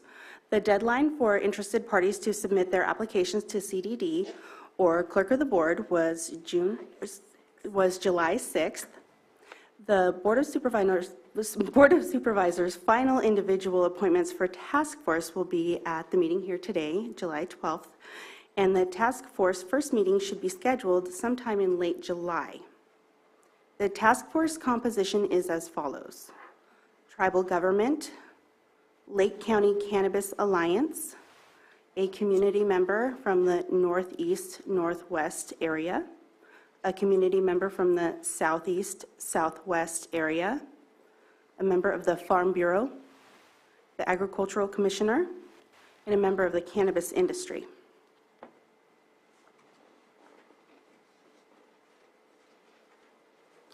The applications that have been received as of June 20th, 2022, we have received 1 application from tribal government, 3 applications from the Lake County Cannabis Alliance, 3 applications from community members within the Northeast, Northwest areas, 7 applications from community members within the Southeast, Southwest areas, 3 applications from the Farm Bureau. There is 1 position for the Agricultural Commissioner, and 3 applications from the cannabis industry. That does not include the application that was received yesterday that you have in your hands here. And that application is actually a community member from the Northwest region, also a member of the Lake County Cannabis Alliance, and also someone who is an avid participant within the cannabis industry as well.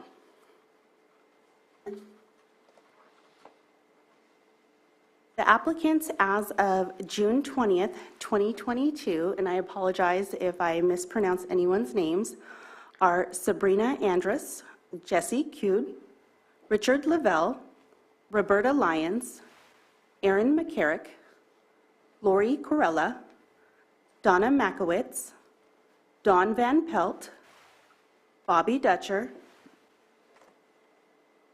Kristen Callahan, William Weiss, Autumn Carsey, Jan Coppinger, Kristen Murray, Robert Geary, Jennifer Smith, Chris Jennings, Nora Delbaca, James Comstock, Sharon Zoller, and the most recently, Tyler Mitchell.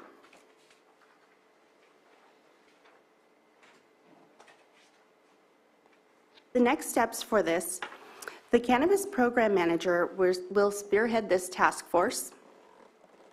They will schedule the meetings, discuss logistics, formulate goals of the task force, And the program manager will will provide a follow-up to the Board of Supervisors after the board's consideration. And this concludes my presentation. Thank you. All right. Supervisor Pyska.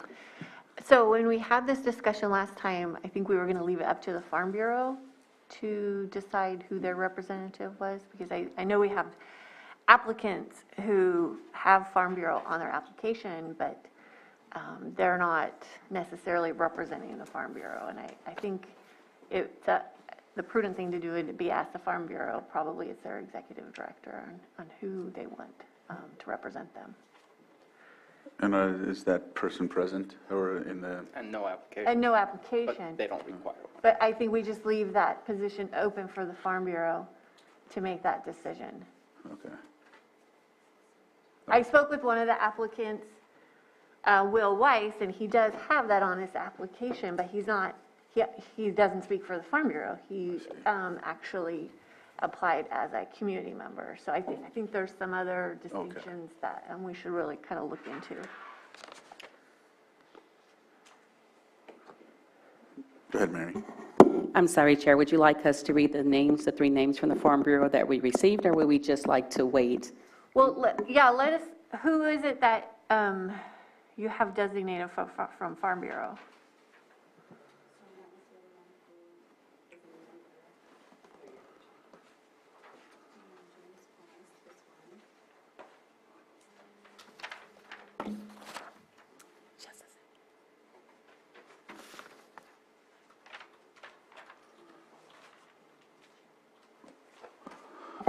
So James Weiss, James Comstock, and Bobby Dutcher.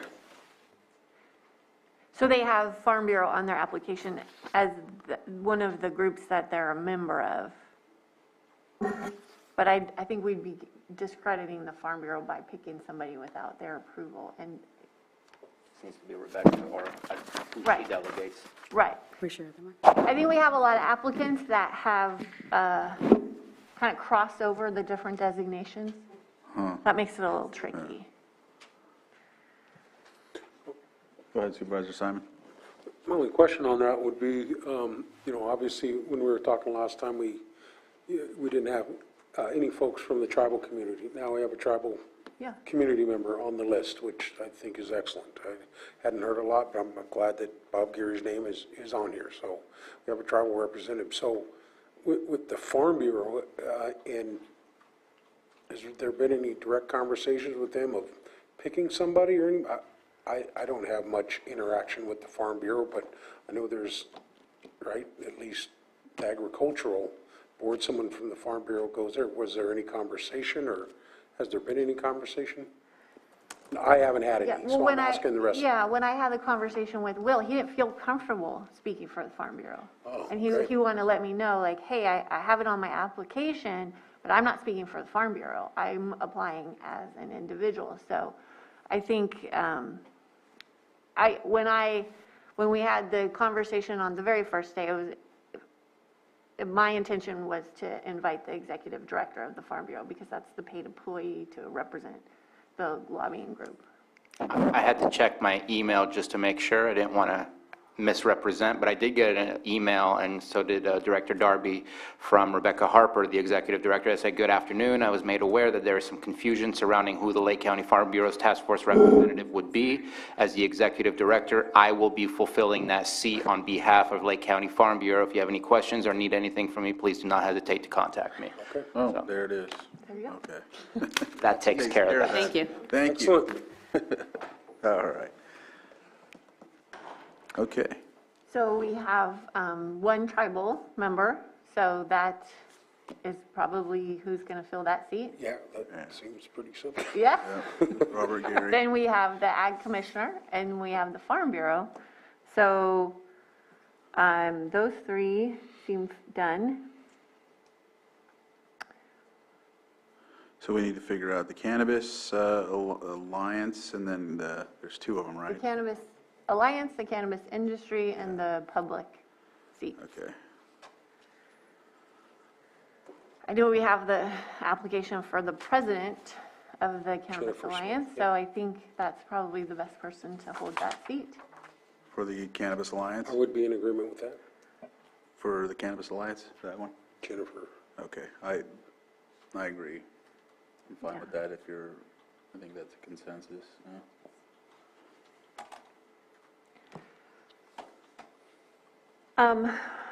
For members of the public, we also have a lot of crossover applications where people are, have dabbled, even, you know, or have relationships with people that are in the industry or have come against the industry. So I think some of the applicants have some bias, and it would be, in my mind, best to pick the applicants that don't show a bias or seem pretty neutral, because we do have these other categories represented. So I wanted to see how you felt about that. What I did instead of that, it was hard for me to determine. I just picked the ones I know that speak out against and speak for. Right. So I could balance my picks for that, but I'm willing to work with everyone on that. I pretty much picked 3 of each when it comes to the members, because I knew that maybe they would, so at least I know that if I have to agree on another with you all, I would be able to do that, so. Yeah. If that makes any sense. My 2 picks for the community position, they're both in my district, so I know that's not what we were looking for originally. We wanted to have them regionally spaced out, but they have really, well, Jan has just an incredible amount of experience working on ordinances and working with the county, and has no bias, and I think would be an asset to this committee. But then also Sabrina Andrus is a very successful business owner in Kelseyville, was past president of the Kelseyville Business Association. So I think those 2 represent really strong areas in our economy and in our government, and Sabrina's also has a law degree. So although it doesn't fit with the regional designations, I feel like those 2 would be very strong for those seats. And so I'm trying to determine which ones are, so they would be on the northwest or so, how would that? Well, that's the funny part. They're right in the middle of the county, so. Yeah.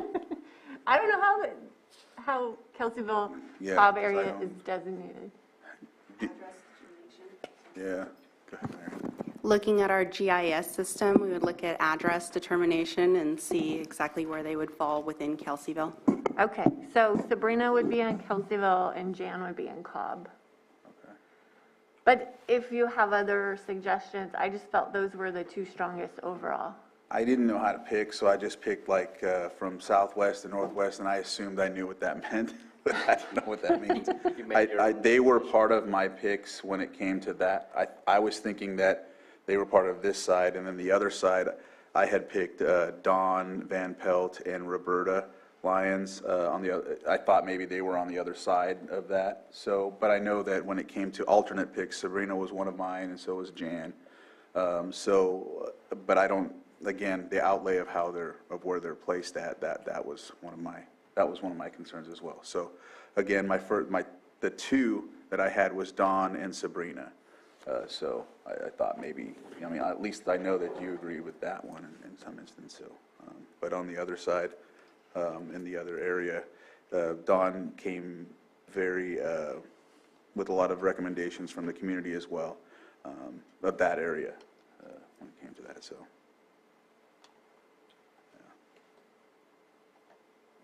Sorry, I was checking on the fire for sure. It's out okay. officially. All right. Oh, good. And a real fire, not a business or. Okay.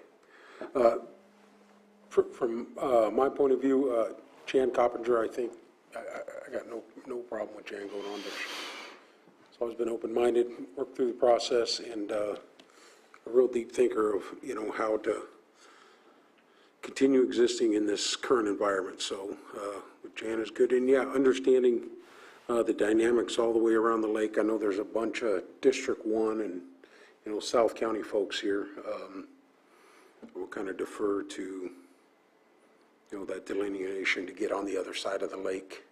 That's the challenge. And where is Roberta Lyons? Is she She's also down on our in side? District 5. She's in District 5 too? Yeah, she's in Jago Bay. Okay.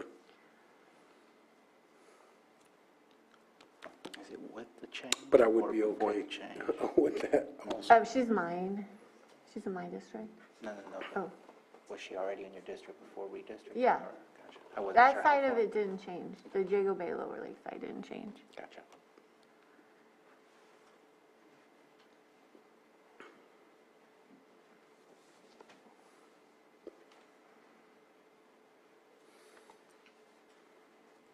All right. Well, who are your picks? I will be voting for none. I don't agree with the amount of time being spent on this process. I think this is not a benefit economically to our community. I think there's a lot of time being spent when there's a much easier process. If there's a need to amend, we can amend. That still provides a public conversation. But I think that CDD is better served working on other items such as housing or other things. This is a very long, drawn-out process that will require a lot of time. And I just will not be voting on this today.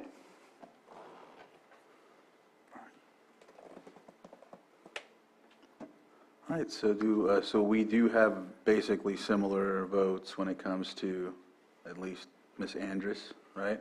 I don't know if that was one of yours as well. No, but I'm okay with that if that's, yeah. So, okay. So I know that one seems to have, that was one of my picks as well, so. But then there's the other one, so I don't know how that looks. Because I know that mine was Dawn, of course, and then, of course, I don't know if Roberta's on that side or whatever, but I have her listed next to it. And then, I think it's Donna as my third on that, but, yeah, so you said Jan? Jan.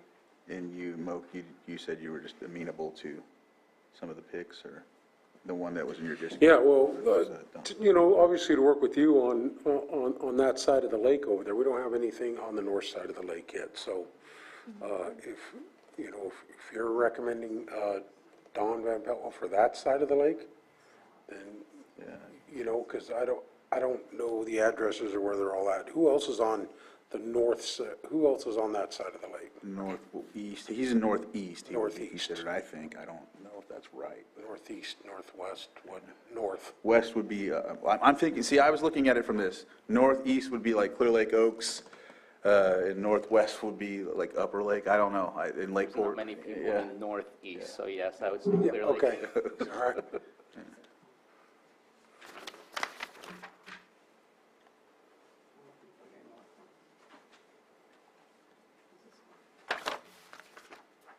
I mean, you have Out of South County. Holly. Where did I see the names? Oh, no, you mean Holly and Chuck Lamb? Holly Harris and Randy. Oh, no, they recommended Dawn. Okay. I have a question about Dawn, though. Is he going to be a neutral party for this discussion? For North. Well, he says he would be. Well, yeah, okay, because we want to move the conversation forward. Right. Well, I think that was some of the general conversation we were having. This board is just to help us move forward. We're going to go through that process.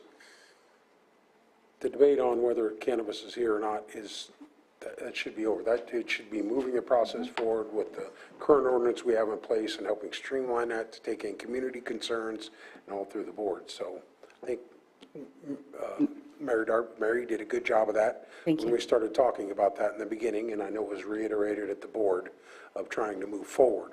That is And correct. not continue that conversation. So we are either for it or against it, but if you're going to be on the board, it's working towards a common goal for both sides.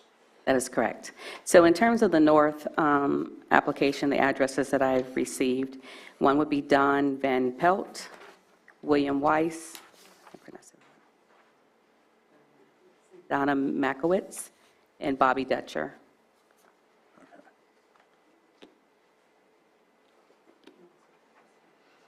Well, for me, then, I'm okay with Don Pelt. I will say that. I'm sorry. He's not in the north, though, right? Wait, was he in? Based Oh, he on was. the Oh, address. sorry. Yes. And we also have a Lori Corella. Okay, so if it's that group, Will is part of the Farm Bureau, but he was also, he has deep policy experience. He was a congressional staffer in DC, and worked in journal, I think he was a congressional staffer. Maybe I don't have that one. Maybe that's somebody else. But anyway, he worked in DC for a long time on Capitol Hill, and has that policy understanding. So although he is part of the Farm Bureau and he is an agriculture, I'll just bring that up as another. Did you have something to add? No, I just wanted her to repeat. Can you, Supervisor, repeat the name? It's Will Weiss. Thank you. Yeah, I believe you read it out as James Wise. Yeah. Did I? Yeah. Maybe that's his whole name. William Weiss. Okay, so he's not part of the, he says that he's a member of the Farm Bureau, but he doesn't represent because the Correct. actual director said she'd represent. I mean, if it's a consensus, I'm willing, to agree, but, I just was only stating Don's, to apply Don, not only with the recommendations and whatnot, but I know that he's had serious concern. But when it comes to experience in that manner, I would agree with you. I just know the passion that Mr. Van Pelt has for it, so, and the support that it's given to him, so therefore that's why. Yeah. But if I was outvoted, that's the way it goes, so.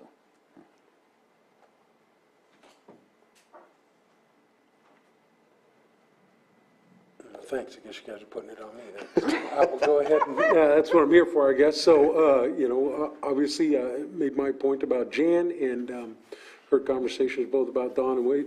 So,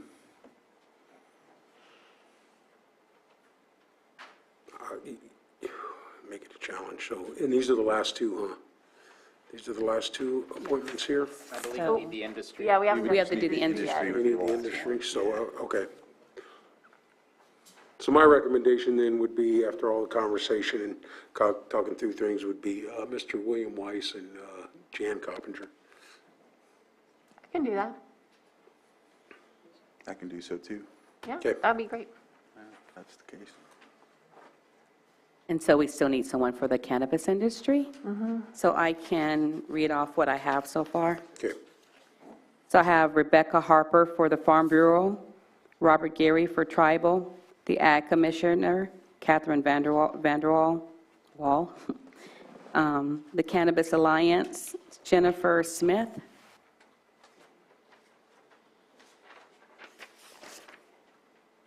and William Weiss for the North Side, and Jan Coppinger for South. Okay. So we have the cannabis industry remaining. Sorry, my double-sided pages are not working very well.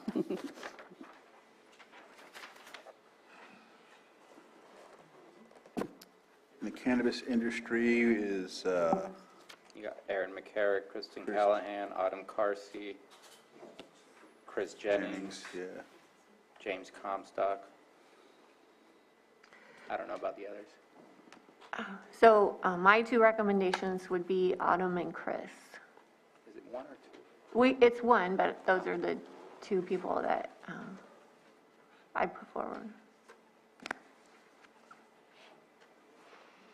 yeah, my pick was Aaron.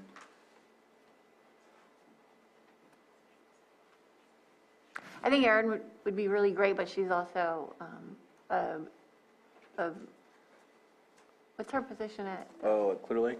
No, the Cannabis Alliance. Oh, I see. Vice. Yeah, she's Okay. and that was the only reason I didn't pick her. But I didn't know that really. I knew it, but I didn't know it, like, I didn't think about it, so. Well, Okay, can I just, in terms of our applications that we received for the cannabis industry, the names would be Autumn Carsey, Chris Jennings, Nara Delbaca, Christian Callahan, and Aaron McCarrick. Nara was one of my picks. But I think Nora said, in her application, wasn't she going for the community position? I'm sorry, which name did you mention? Nara. I think she's great too. She has a lot of policy experience, but I thought that she was looking at the community position. She did not identify She which didn't. Okay. committee. Well, I actually had her Yeah, on her my three. on her application, she put community position. Okay, and that's why I scratched her name off. Okay. It does But- say. Board commission category under which you are applying. She put commercial cannabis task force / community position. Okay, she must have submitted a second application because my application, it is blank. Oh, maybe she filled that part out afterwards. Yeah.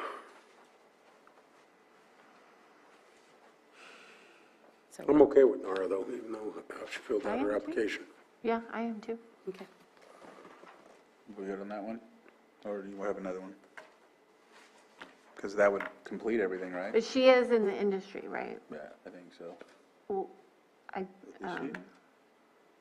because I think she wrote her partner was in the industry, Oh, but okay. I'm not sure. The County Fair Board, County Alliance.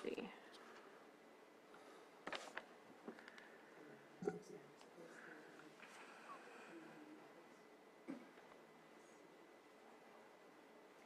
It's more like consulting.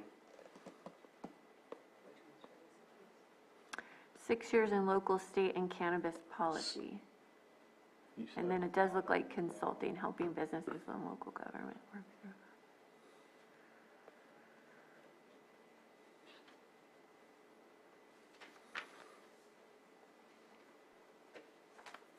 Okay. I'm still okay with that pick, so. Yeah? Are we in agreement? All right. I think that's the pick. All right. Yes.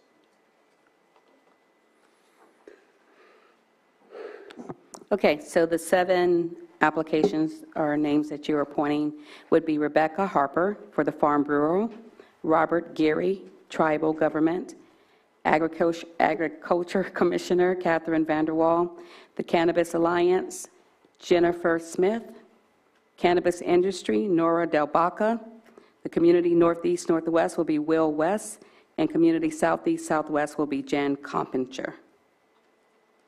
And that would include, that would be the 7 total. All right.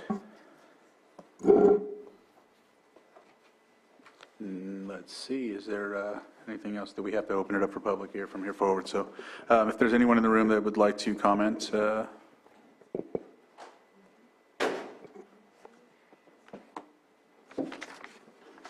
I think they're the participants, and I think I see somebody in Zoom with their hand up after, so after. Are you coming up to speak, sir? Okay. Nikki Carboni, I see your name. If you would, you have your hand raised, if you can unmute and go from there. Hi, can you hear me? Yes. Hi, I had 2 quick questions. I was wondering if these task force meetings will be open to the public? Yes. Yes, they will. Okay, and will they be bound by the Brown Act? Yes, they will. Okay, thank you so very much. Thank you. Any other public comment? As I do not see any, so I'll bring it back to the board for action. Oh, yeah, just. A motion? Okay.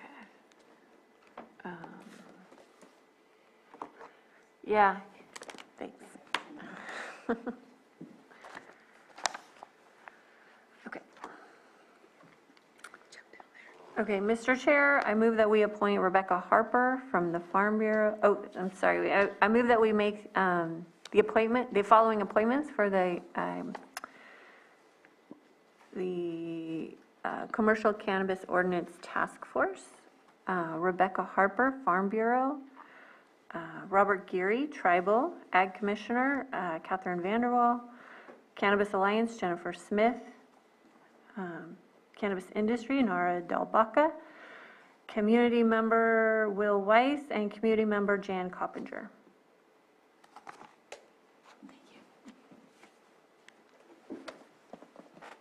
Oh, second. So I have a Sorry, I was motion. reading all the names, I was reading. So I have a motion and a second. All in favor? Aye. Aye. Opposed? Nay. And motion carries 3-1. All right. Thank you very much. Thank you.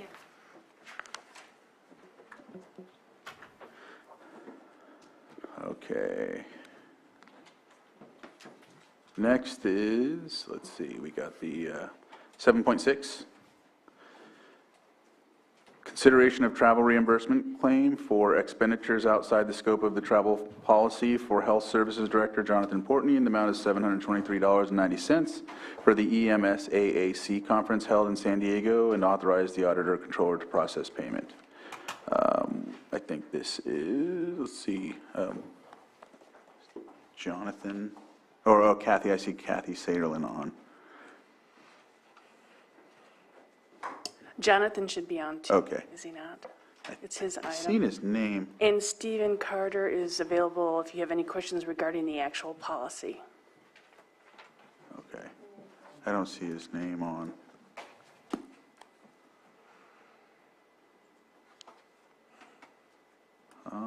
Let's see here.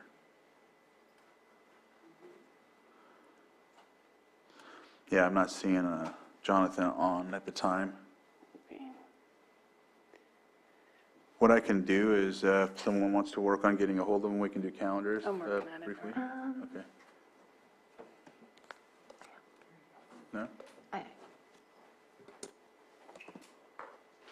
texted him like a couple hours and then he hasn't called. Okay. I thought I did see him on here momentarily. Yeah. Yeah.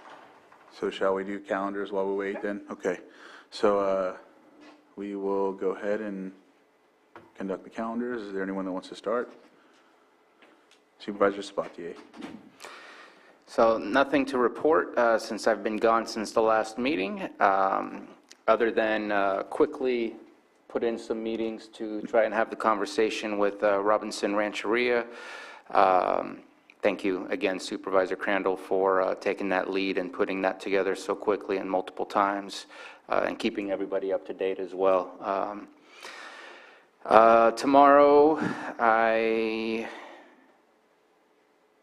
don't know what that is, but tomorrow we're going to have an LTA APC meeting, I believe.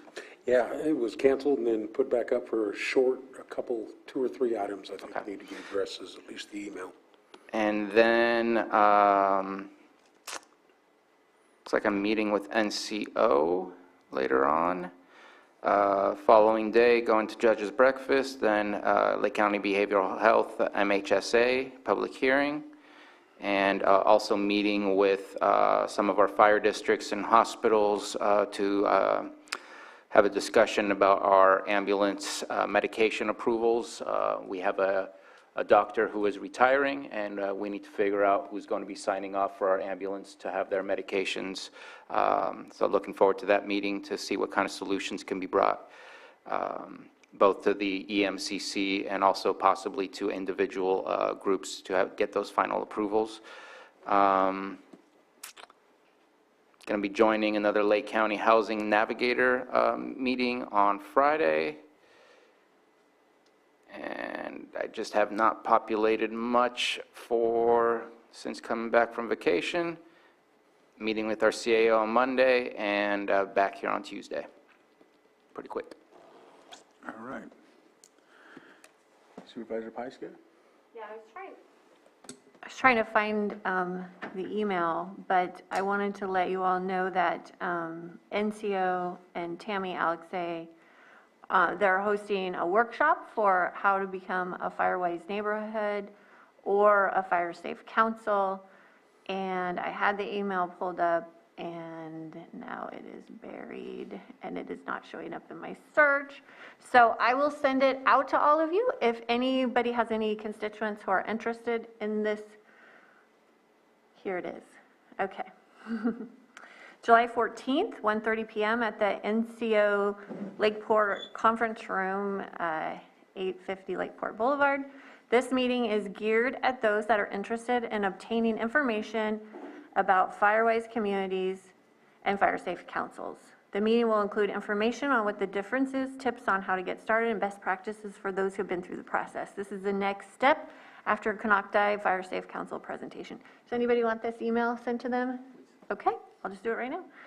You said 1:30 on the 14th? Yeah, I'm just going to send it to you.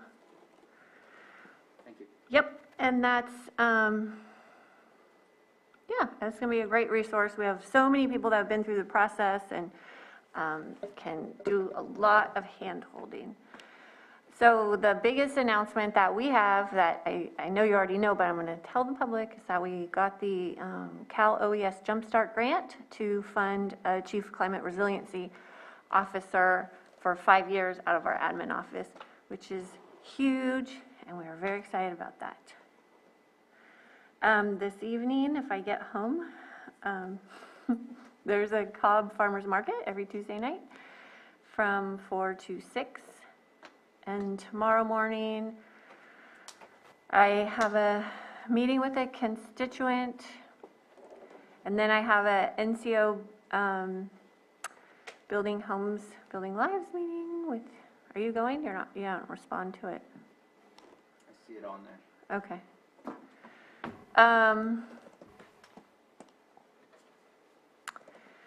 And then Thursday morning, Fire Safe Council meeting, and then I am meeting with clerk and CAL FIRE on a Bottle Rock Fuels project. I don't think I'm going to be able to make the behavioral health public hearing. And then I have another meeting with a constituent later in the afternoon. Friday, we have the tree mortality task force meeting, then the home hardening meeting, and then the beginning of our weekly staff meetings to start putting together our strategy with the new information and the new grants that we've just gotten with tree mortality, and try to incorporate everything that's kind of come together in the last month so we can keep moving forward with that. And on Saturday, I am fetching my kids from camp.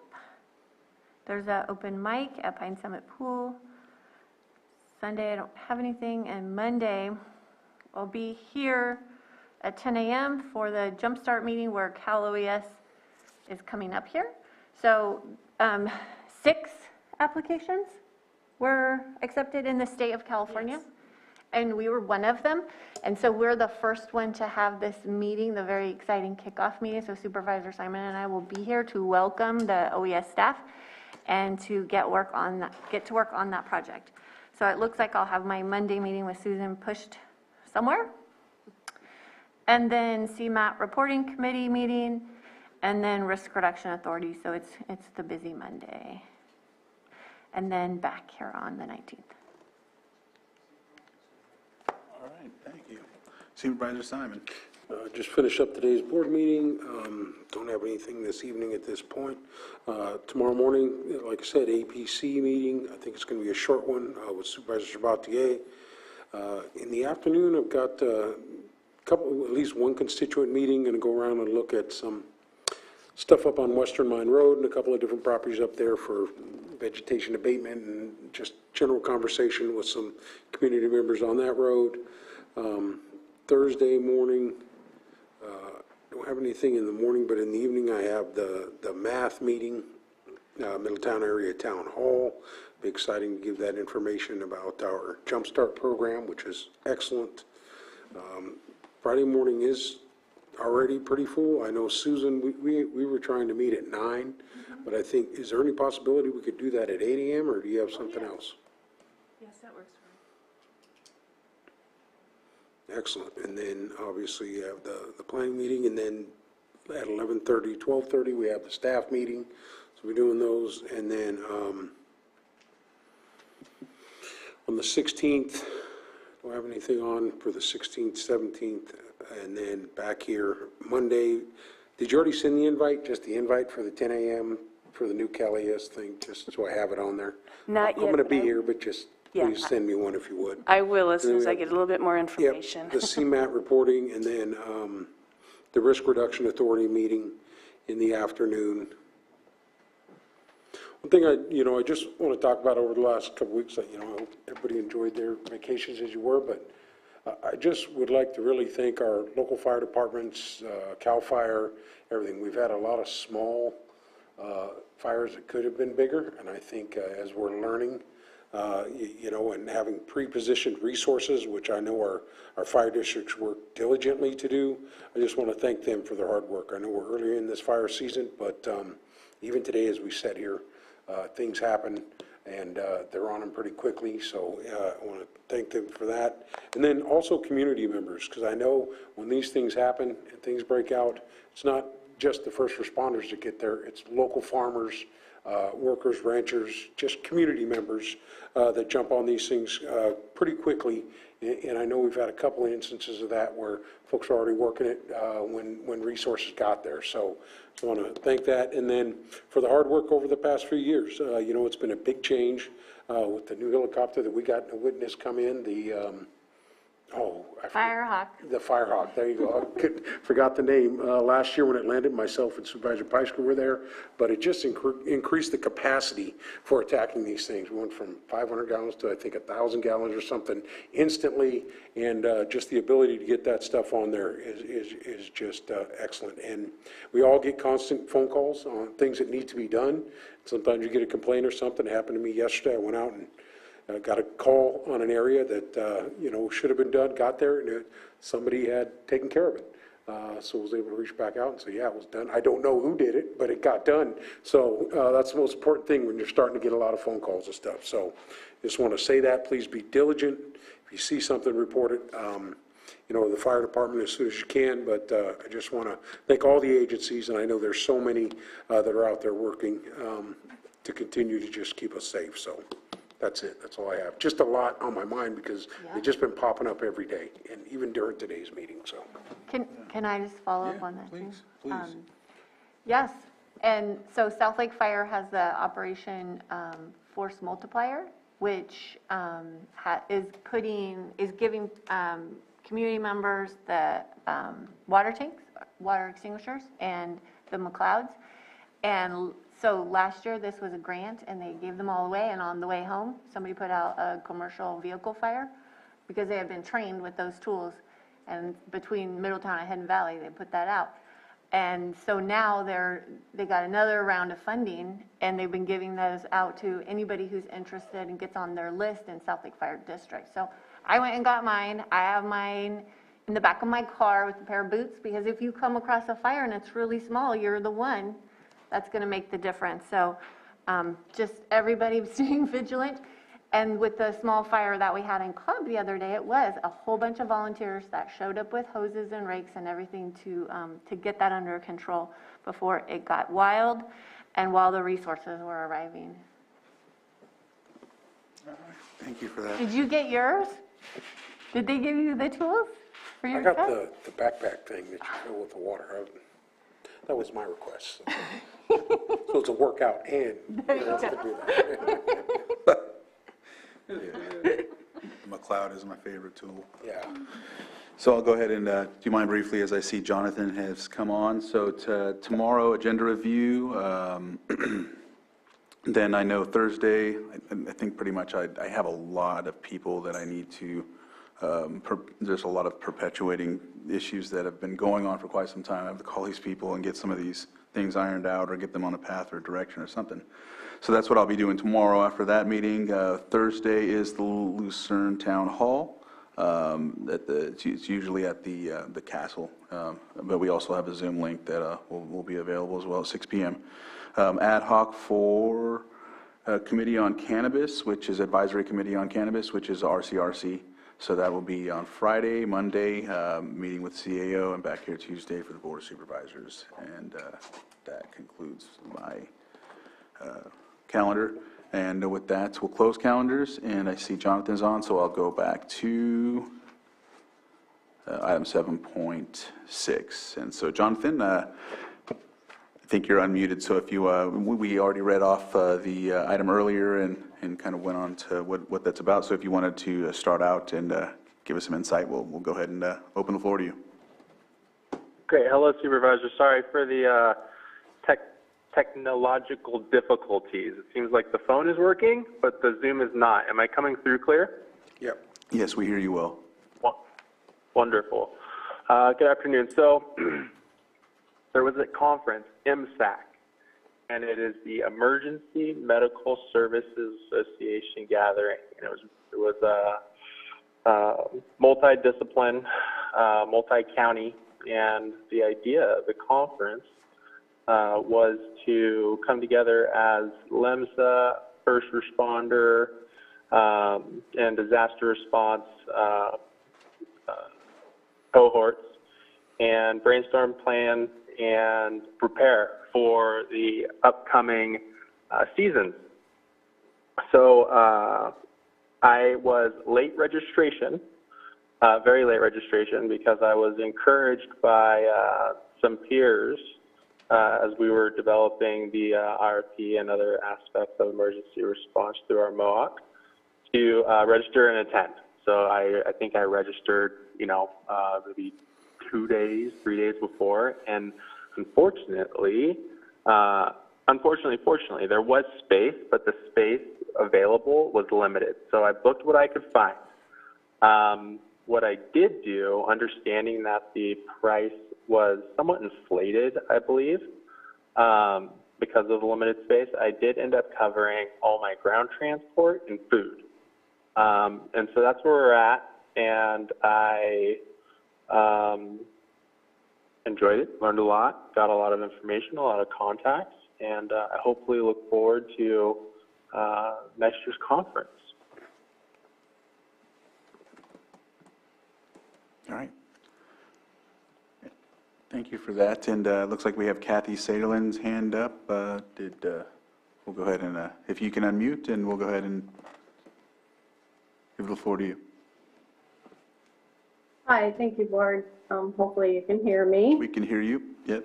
Okay, perfect. So I just wanted to provide you a little bit of additional information, and I appreciate what I just heard from Director Portney. We are aware of some conflicts or some concerns that happened with late registration, but I wanted to let your board know and provide some additional information on why the travel claim is being submitted to you. That travel claim was reviewed and audited by the Auditor Controller's Office, and the claim includes costs, as he noted, that are unallowable for the county travel policy. And as your board is aware, the policy is the standard you have set for county travel with the underlying principles of reasonable cost and prudent use of county funds.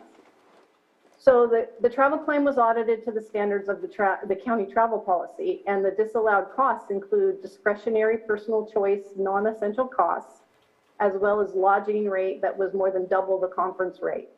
This was explained to the department, and the director was given the opportunity to amend the claim, and he has chosen to bring it to your board. We don't question at all the validity of the travel, but we do have to audit to the county travel policy. That is our duty. And I do have Marcy Harrison here, and hopefully you can unmute her. She has some details on this that I don't have the exact details. I just know that, it's Auditor Controller's duty to apply the county policy consistently, and it's our fiduciary responsibility for appropriate and reasonable expenditure of monies entrusted to the county. So we are going to be asking for your concurrence of the costs that have been disallowed by the Auditor Controller based on the travel policy. And I just heard mention of additional costs that weren't submitted on that travel, and actually those would be allowable, which might make this a little bit more palatable for the director for what we consider to be the excessive or disallowed costs. So Marcy, if you could unmute, or if somebody could unmute you so you could kind of give the board the lay of the land on this travel claim particularly. Good afternoon. Can everybody hear me? Yes. So I first want to note that the item before you today is not actually an employee travel reimbursement.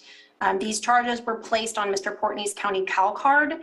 However, initially, and I believe mistakenly, submitted to our office on a travel reimbursement form. It wasn't until we received the Cal card statement that this was noticed. We believe this is just a misunderstanding of process and not intentional, but wanted to be clear that Mr. Portney is not out of pocket for these specific charges that we're discussing today. As Kathy noted, the travel claim was audited to the standards of the county travel policy. And as mentioned earlier, the disallowed costs include discretionary non-essential travel, such as travel insurance and airline seat upgrade, in addition to the lodging cost. When we're auditing these claims, we really look at policy. And the travel policy allows for reimbursement of reasonable and actual costs that are in the best interest of the county. The costs that have been brought to the board today are considered to be in excess of the reasonable costs based on our audit of the claim when applying that compliance to the standards of the policy. Just to kind of give you a brief breakdown, and per the documentation that's been provided, I believe you guys have the claim as well as some of the backup and supporting documentation. We also did speak to a representative from the Omni San Diego Hotel. The group rate that was offered for this particular conference was $219 plus fees and taxes of $27.86 per night, which would have resulted in a total of $493.64. Therefore, this would be the total allowable lodging expense under the policy. Mr. Portney's actual lodging cost was $565.56 per night, with fees and taxes resulting in a total of $1,131.11, which is in excess of the allowable rate by $637.47. Then when you factor in the additional discretionary personal choice costs, such as the travel insurance, which was $41.44, as well as the seat upgrade of $44.99, this is the excess of $723.90 that has been disallowed.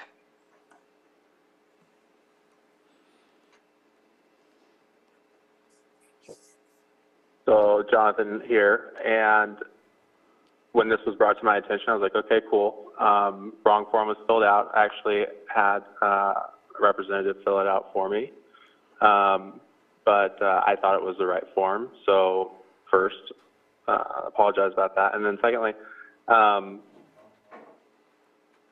not totally sure why it got brought to the board, but what I do know is like the intent of bringing it to you is how do we make it right? I mean, if I missed a step or if I made a mistake in the rush of registration, I'll own it. But how do we?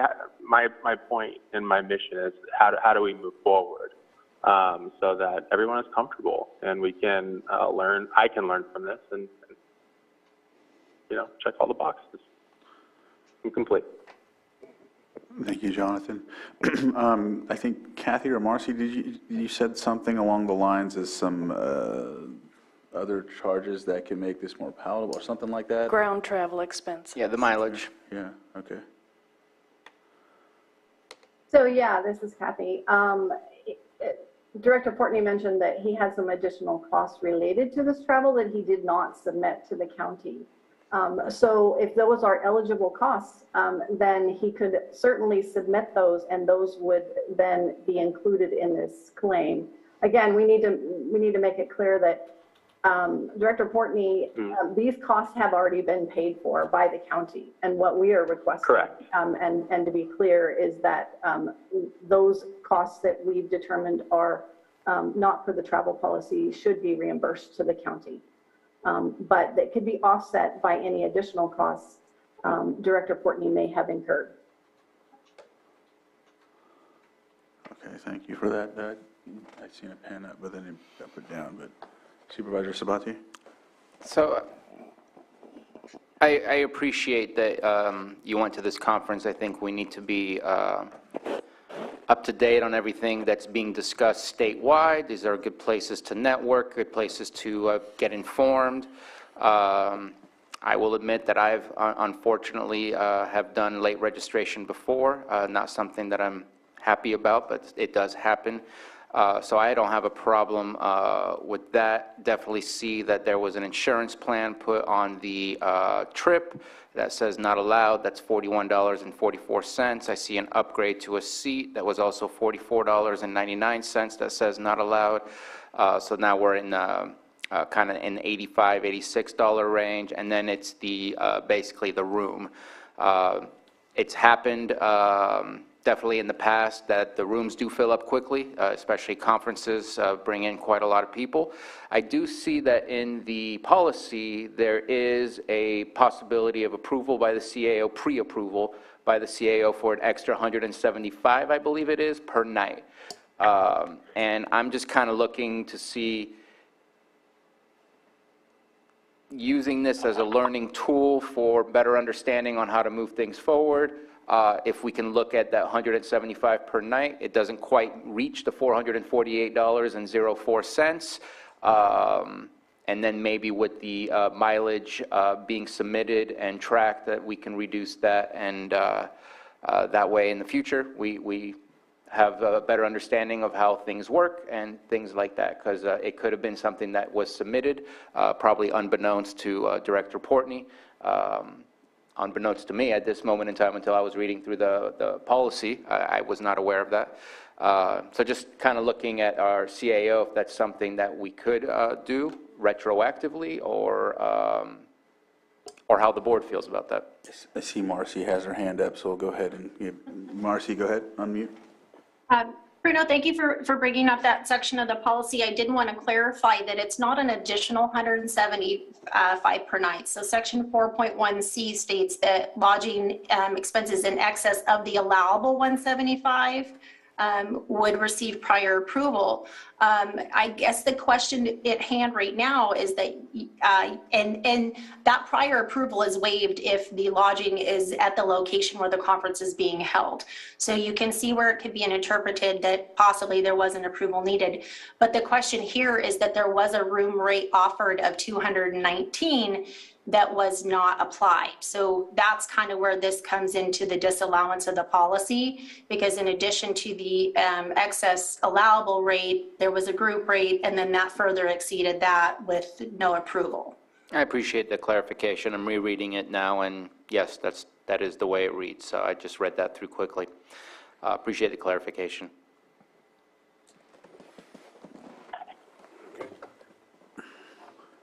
And just my opinion is we do have a policy. We need to abide to the policy. Whatever the policy allows us to maneuver just to kind of simplify this process, make it a learning moment, and move forward. But definitely, I feel like we need to make sure and provide the same for all. So just looking for what's within the policy to make this simple. It looks like, Stephen, I noticed that you came on camera, so I'd like to see if you had some input, because like for whatever reason you came up on our screen. No worries. Thank you, Board. I just wanted to say that I was aware of this travel before, probably 2 or 3 days before the actual travel, and I talked to some of the public health staff and made them aware that these are not normally allowable. So it wasn't out of the blue, like after the fact finding out. Just as clarification, that's all. Thank you, Stephen. And so it looks like Sheriff Martin, you've came on as well. Yeah, thank you for your time. We lost you. Can't hear you, Brian. How about now? There. Is that better? Yes. Okay. So I'm here not only as the sheriff, but also a department head and also a concerned taxpayer with this. And when the auditor controller speaks about making reasonable use of county funds, of the taxpayer funds that we're talking about, the county policy on travel is pretty clear. I haven't heard anything that constitutes an exception to that policy that would be applicable. And when there's talk about making this a learning moment, I have a concern that we're making this learning moment at the expense of taxpayer dollars, and that shouldn't be allowable. I think the board needs to be cognizant of the fact that just as the auditor controller has a duty and obligation to ensure that our taxpayer dollars are protected against any sort of fraud, waste, and abuse, your job as Board of Supervisors is to provide that oversight, and sometimes that means making some tough decisions. And simply calling it a learning moment and bearing that burden on the taxpayers is, may not be the best course of action. When funds are paid out for travel expenses, those funds are paid out pursuant to authority of law. Generally, that law is where the policies by which those parameters are set. And I haven't heard anything that's within those parameters that would legally allow payment of these funds. In addition to the housing, and this part comes from a department head standpoint. When this very public document and this public hearing goes forward, there's no doubt that many people in my department and probably some people in other departments are going to wonder, wow, so if I just make a mistake, can I stay in a $450 king corner room down in San Diego when other more reasonable and more prudent option was available? Is that going to be allowed? You're going to set a very important precedent here, and there's going to be a lot of eyes on you as far as what goes on with this. Additionally, the travel expenses as well. When we look at the travel out of Santa Rosa, it took me 2 minutes to find 14 airfares out of Sacramento that were under $200 round trip from Sacramento to San Diego. I haven't heard any justification why more affordable airfare hasn't been sought. And again, you know, if this is the way that that the department is going to be run, the board needs to be aware that there's going to be issues with other departments wanting the same sort of treatment. Again, a very tough thing. Talk about, you know, making this a learning experience. It should not be a learning experience at the taxpayer's expense. Yeah, Jonathan here. Thanks, Sheriff Martin, for that sentiment, and I absolutely agree. I believe that for me, it's a learning experience. And like, oh, okay, late registration, things of that nature are going to be at a detriment. But you know, one thing that I want to express is, you know, I feel like I should cover the over some. I haven't had a chance to proposition that. And when we look at this from a equity standpoint across the board for all county members, we all should be held to a policy because that's diplomacy. So I would like to work with the controller's office to look at the ground travel and I think it's like a $30 a day lunch deal, and just start summing that up. I think that is a very valuable and fair way to move forward. It's not about, for me, at this point, it's not necessarily about the recovering the cost. It's about I made a mistake with the programming and the structure of it, which that lesson I look forward to learning from and taking moving forward and improving on that. But it should not be at the taxpayer, and it should be something that I learn from and move forward with and structuring, you know, future travels and conferences. I'm on board. I would like to work with the controller's office and whoever, and the board and the county and whoever to square that up. It's not a problem to me. Unfortunately, I feel like this is going in a different direction of potential perceived favoritism, which I do not want, because my mother always told me, while I am loved, I'm not special. So let's find a way to just balance the book, and I'll cover that. No problem. Thank you, Director Portney, for that. And Marcy, I see your hands up. Can you unmute, and then we'll go from there. Thank you, Board. I first wanted to thank Sheriff Martin for stepping on. I think that is exactly our standpoint and our position in this. You know, there is a concern for the precedents this may set for future travel by department heads and employees, and especially when using the county cal card, because it's an expense that we find out after the fact. So there's no proactive response to this. it's generally reactive. And I do appreciate Mr. Portney's willingness to work with us. I do, before we exit today, want it clear as what the board's expectation of reimbursement will be. Will he be expected to reimburse the excess lodging costs that we feel are disallowable, and then offset those with the on-ground travel and possible meal expenses? But I just want to be clear as to what the direction is from the board on this. Thank you.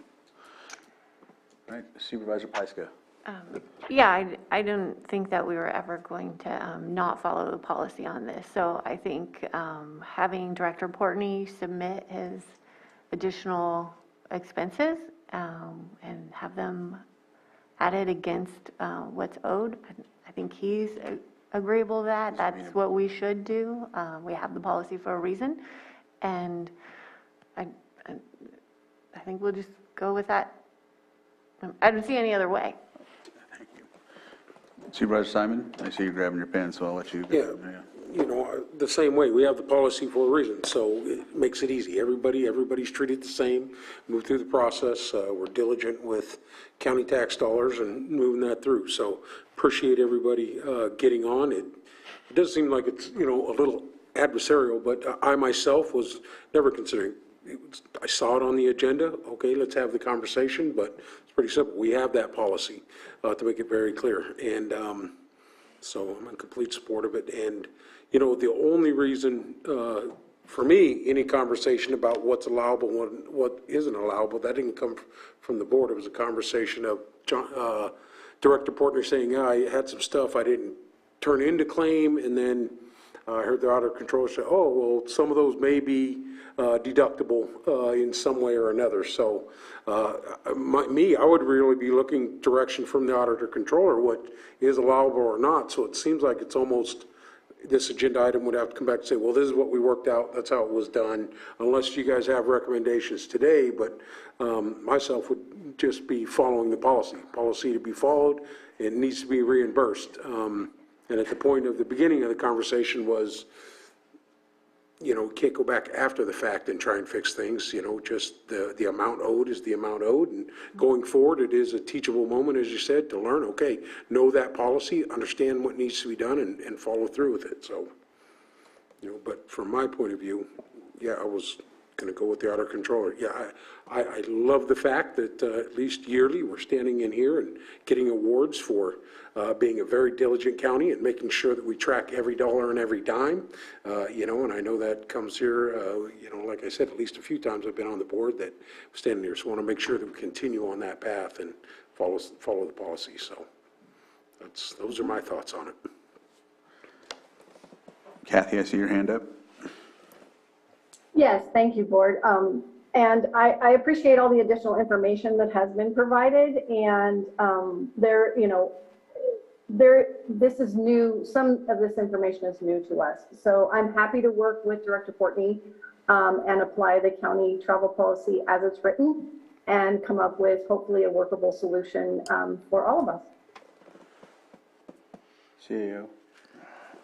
Yes, Chair. I don't know if it's necessary if Kathy works with Director Portney to find a resolution to apply it fairly. I don't know if it's necessary that it come back before this board. Okay.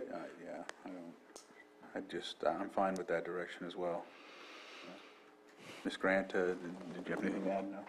All right, so I did not open it up for the public, so I'll go ahead and open it up for the public briefly and see if there's anybody that would like to comment on this item on the agenda. And I'm not seeing anyone raise their hand or in Zoom as well. So I'll bring it back to the board for further action. What's the, are we? I mean, I think direction is given. Directions, Yeah. I think. Okay.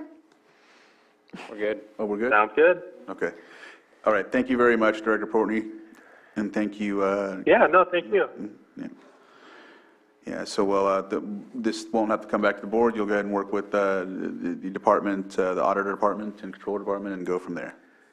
Thank you for being willing. Absolutely, I appreciate it. All right, thank you for being willing to work with us and understanding. So, yeah. Just want to make it clear. Of course. We don't need to make a motion. No. Okay. No, you've reached consensus and given direction to staff, I think. Excellent. Okay. All right. All right, so it looks like we're finished with this item. Thanks again, and I think that covers everything. If I haven't, please remind me, because if that's the case, I'd like to go into closed session, which is 8.1, conference with legal counsel, existing litigation pursuant to Government Code Section 54956.9D1, City of Clear Lake versus County of Lake et al. 8.2, public employee evaluation, community development director. With that, we'll go into closed session. Thank you, everybody, for the meeting today, and we will go into closed session.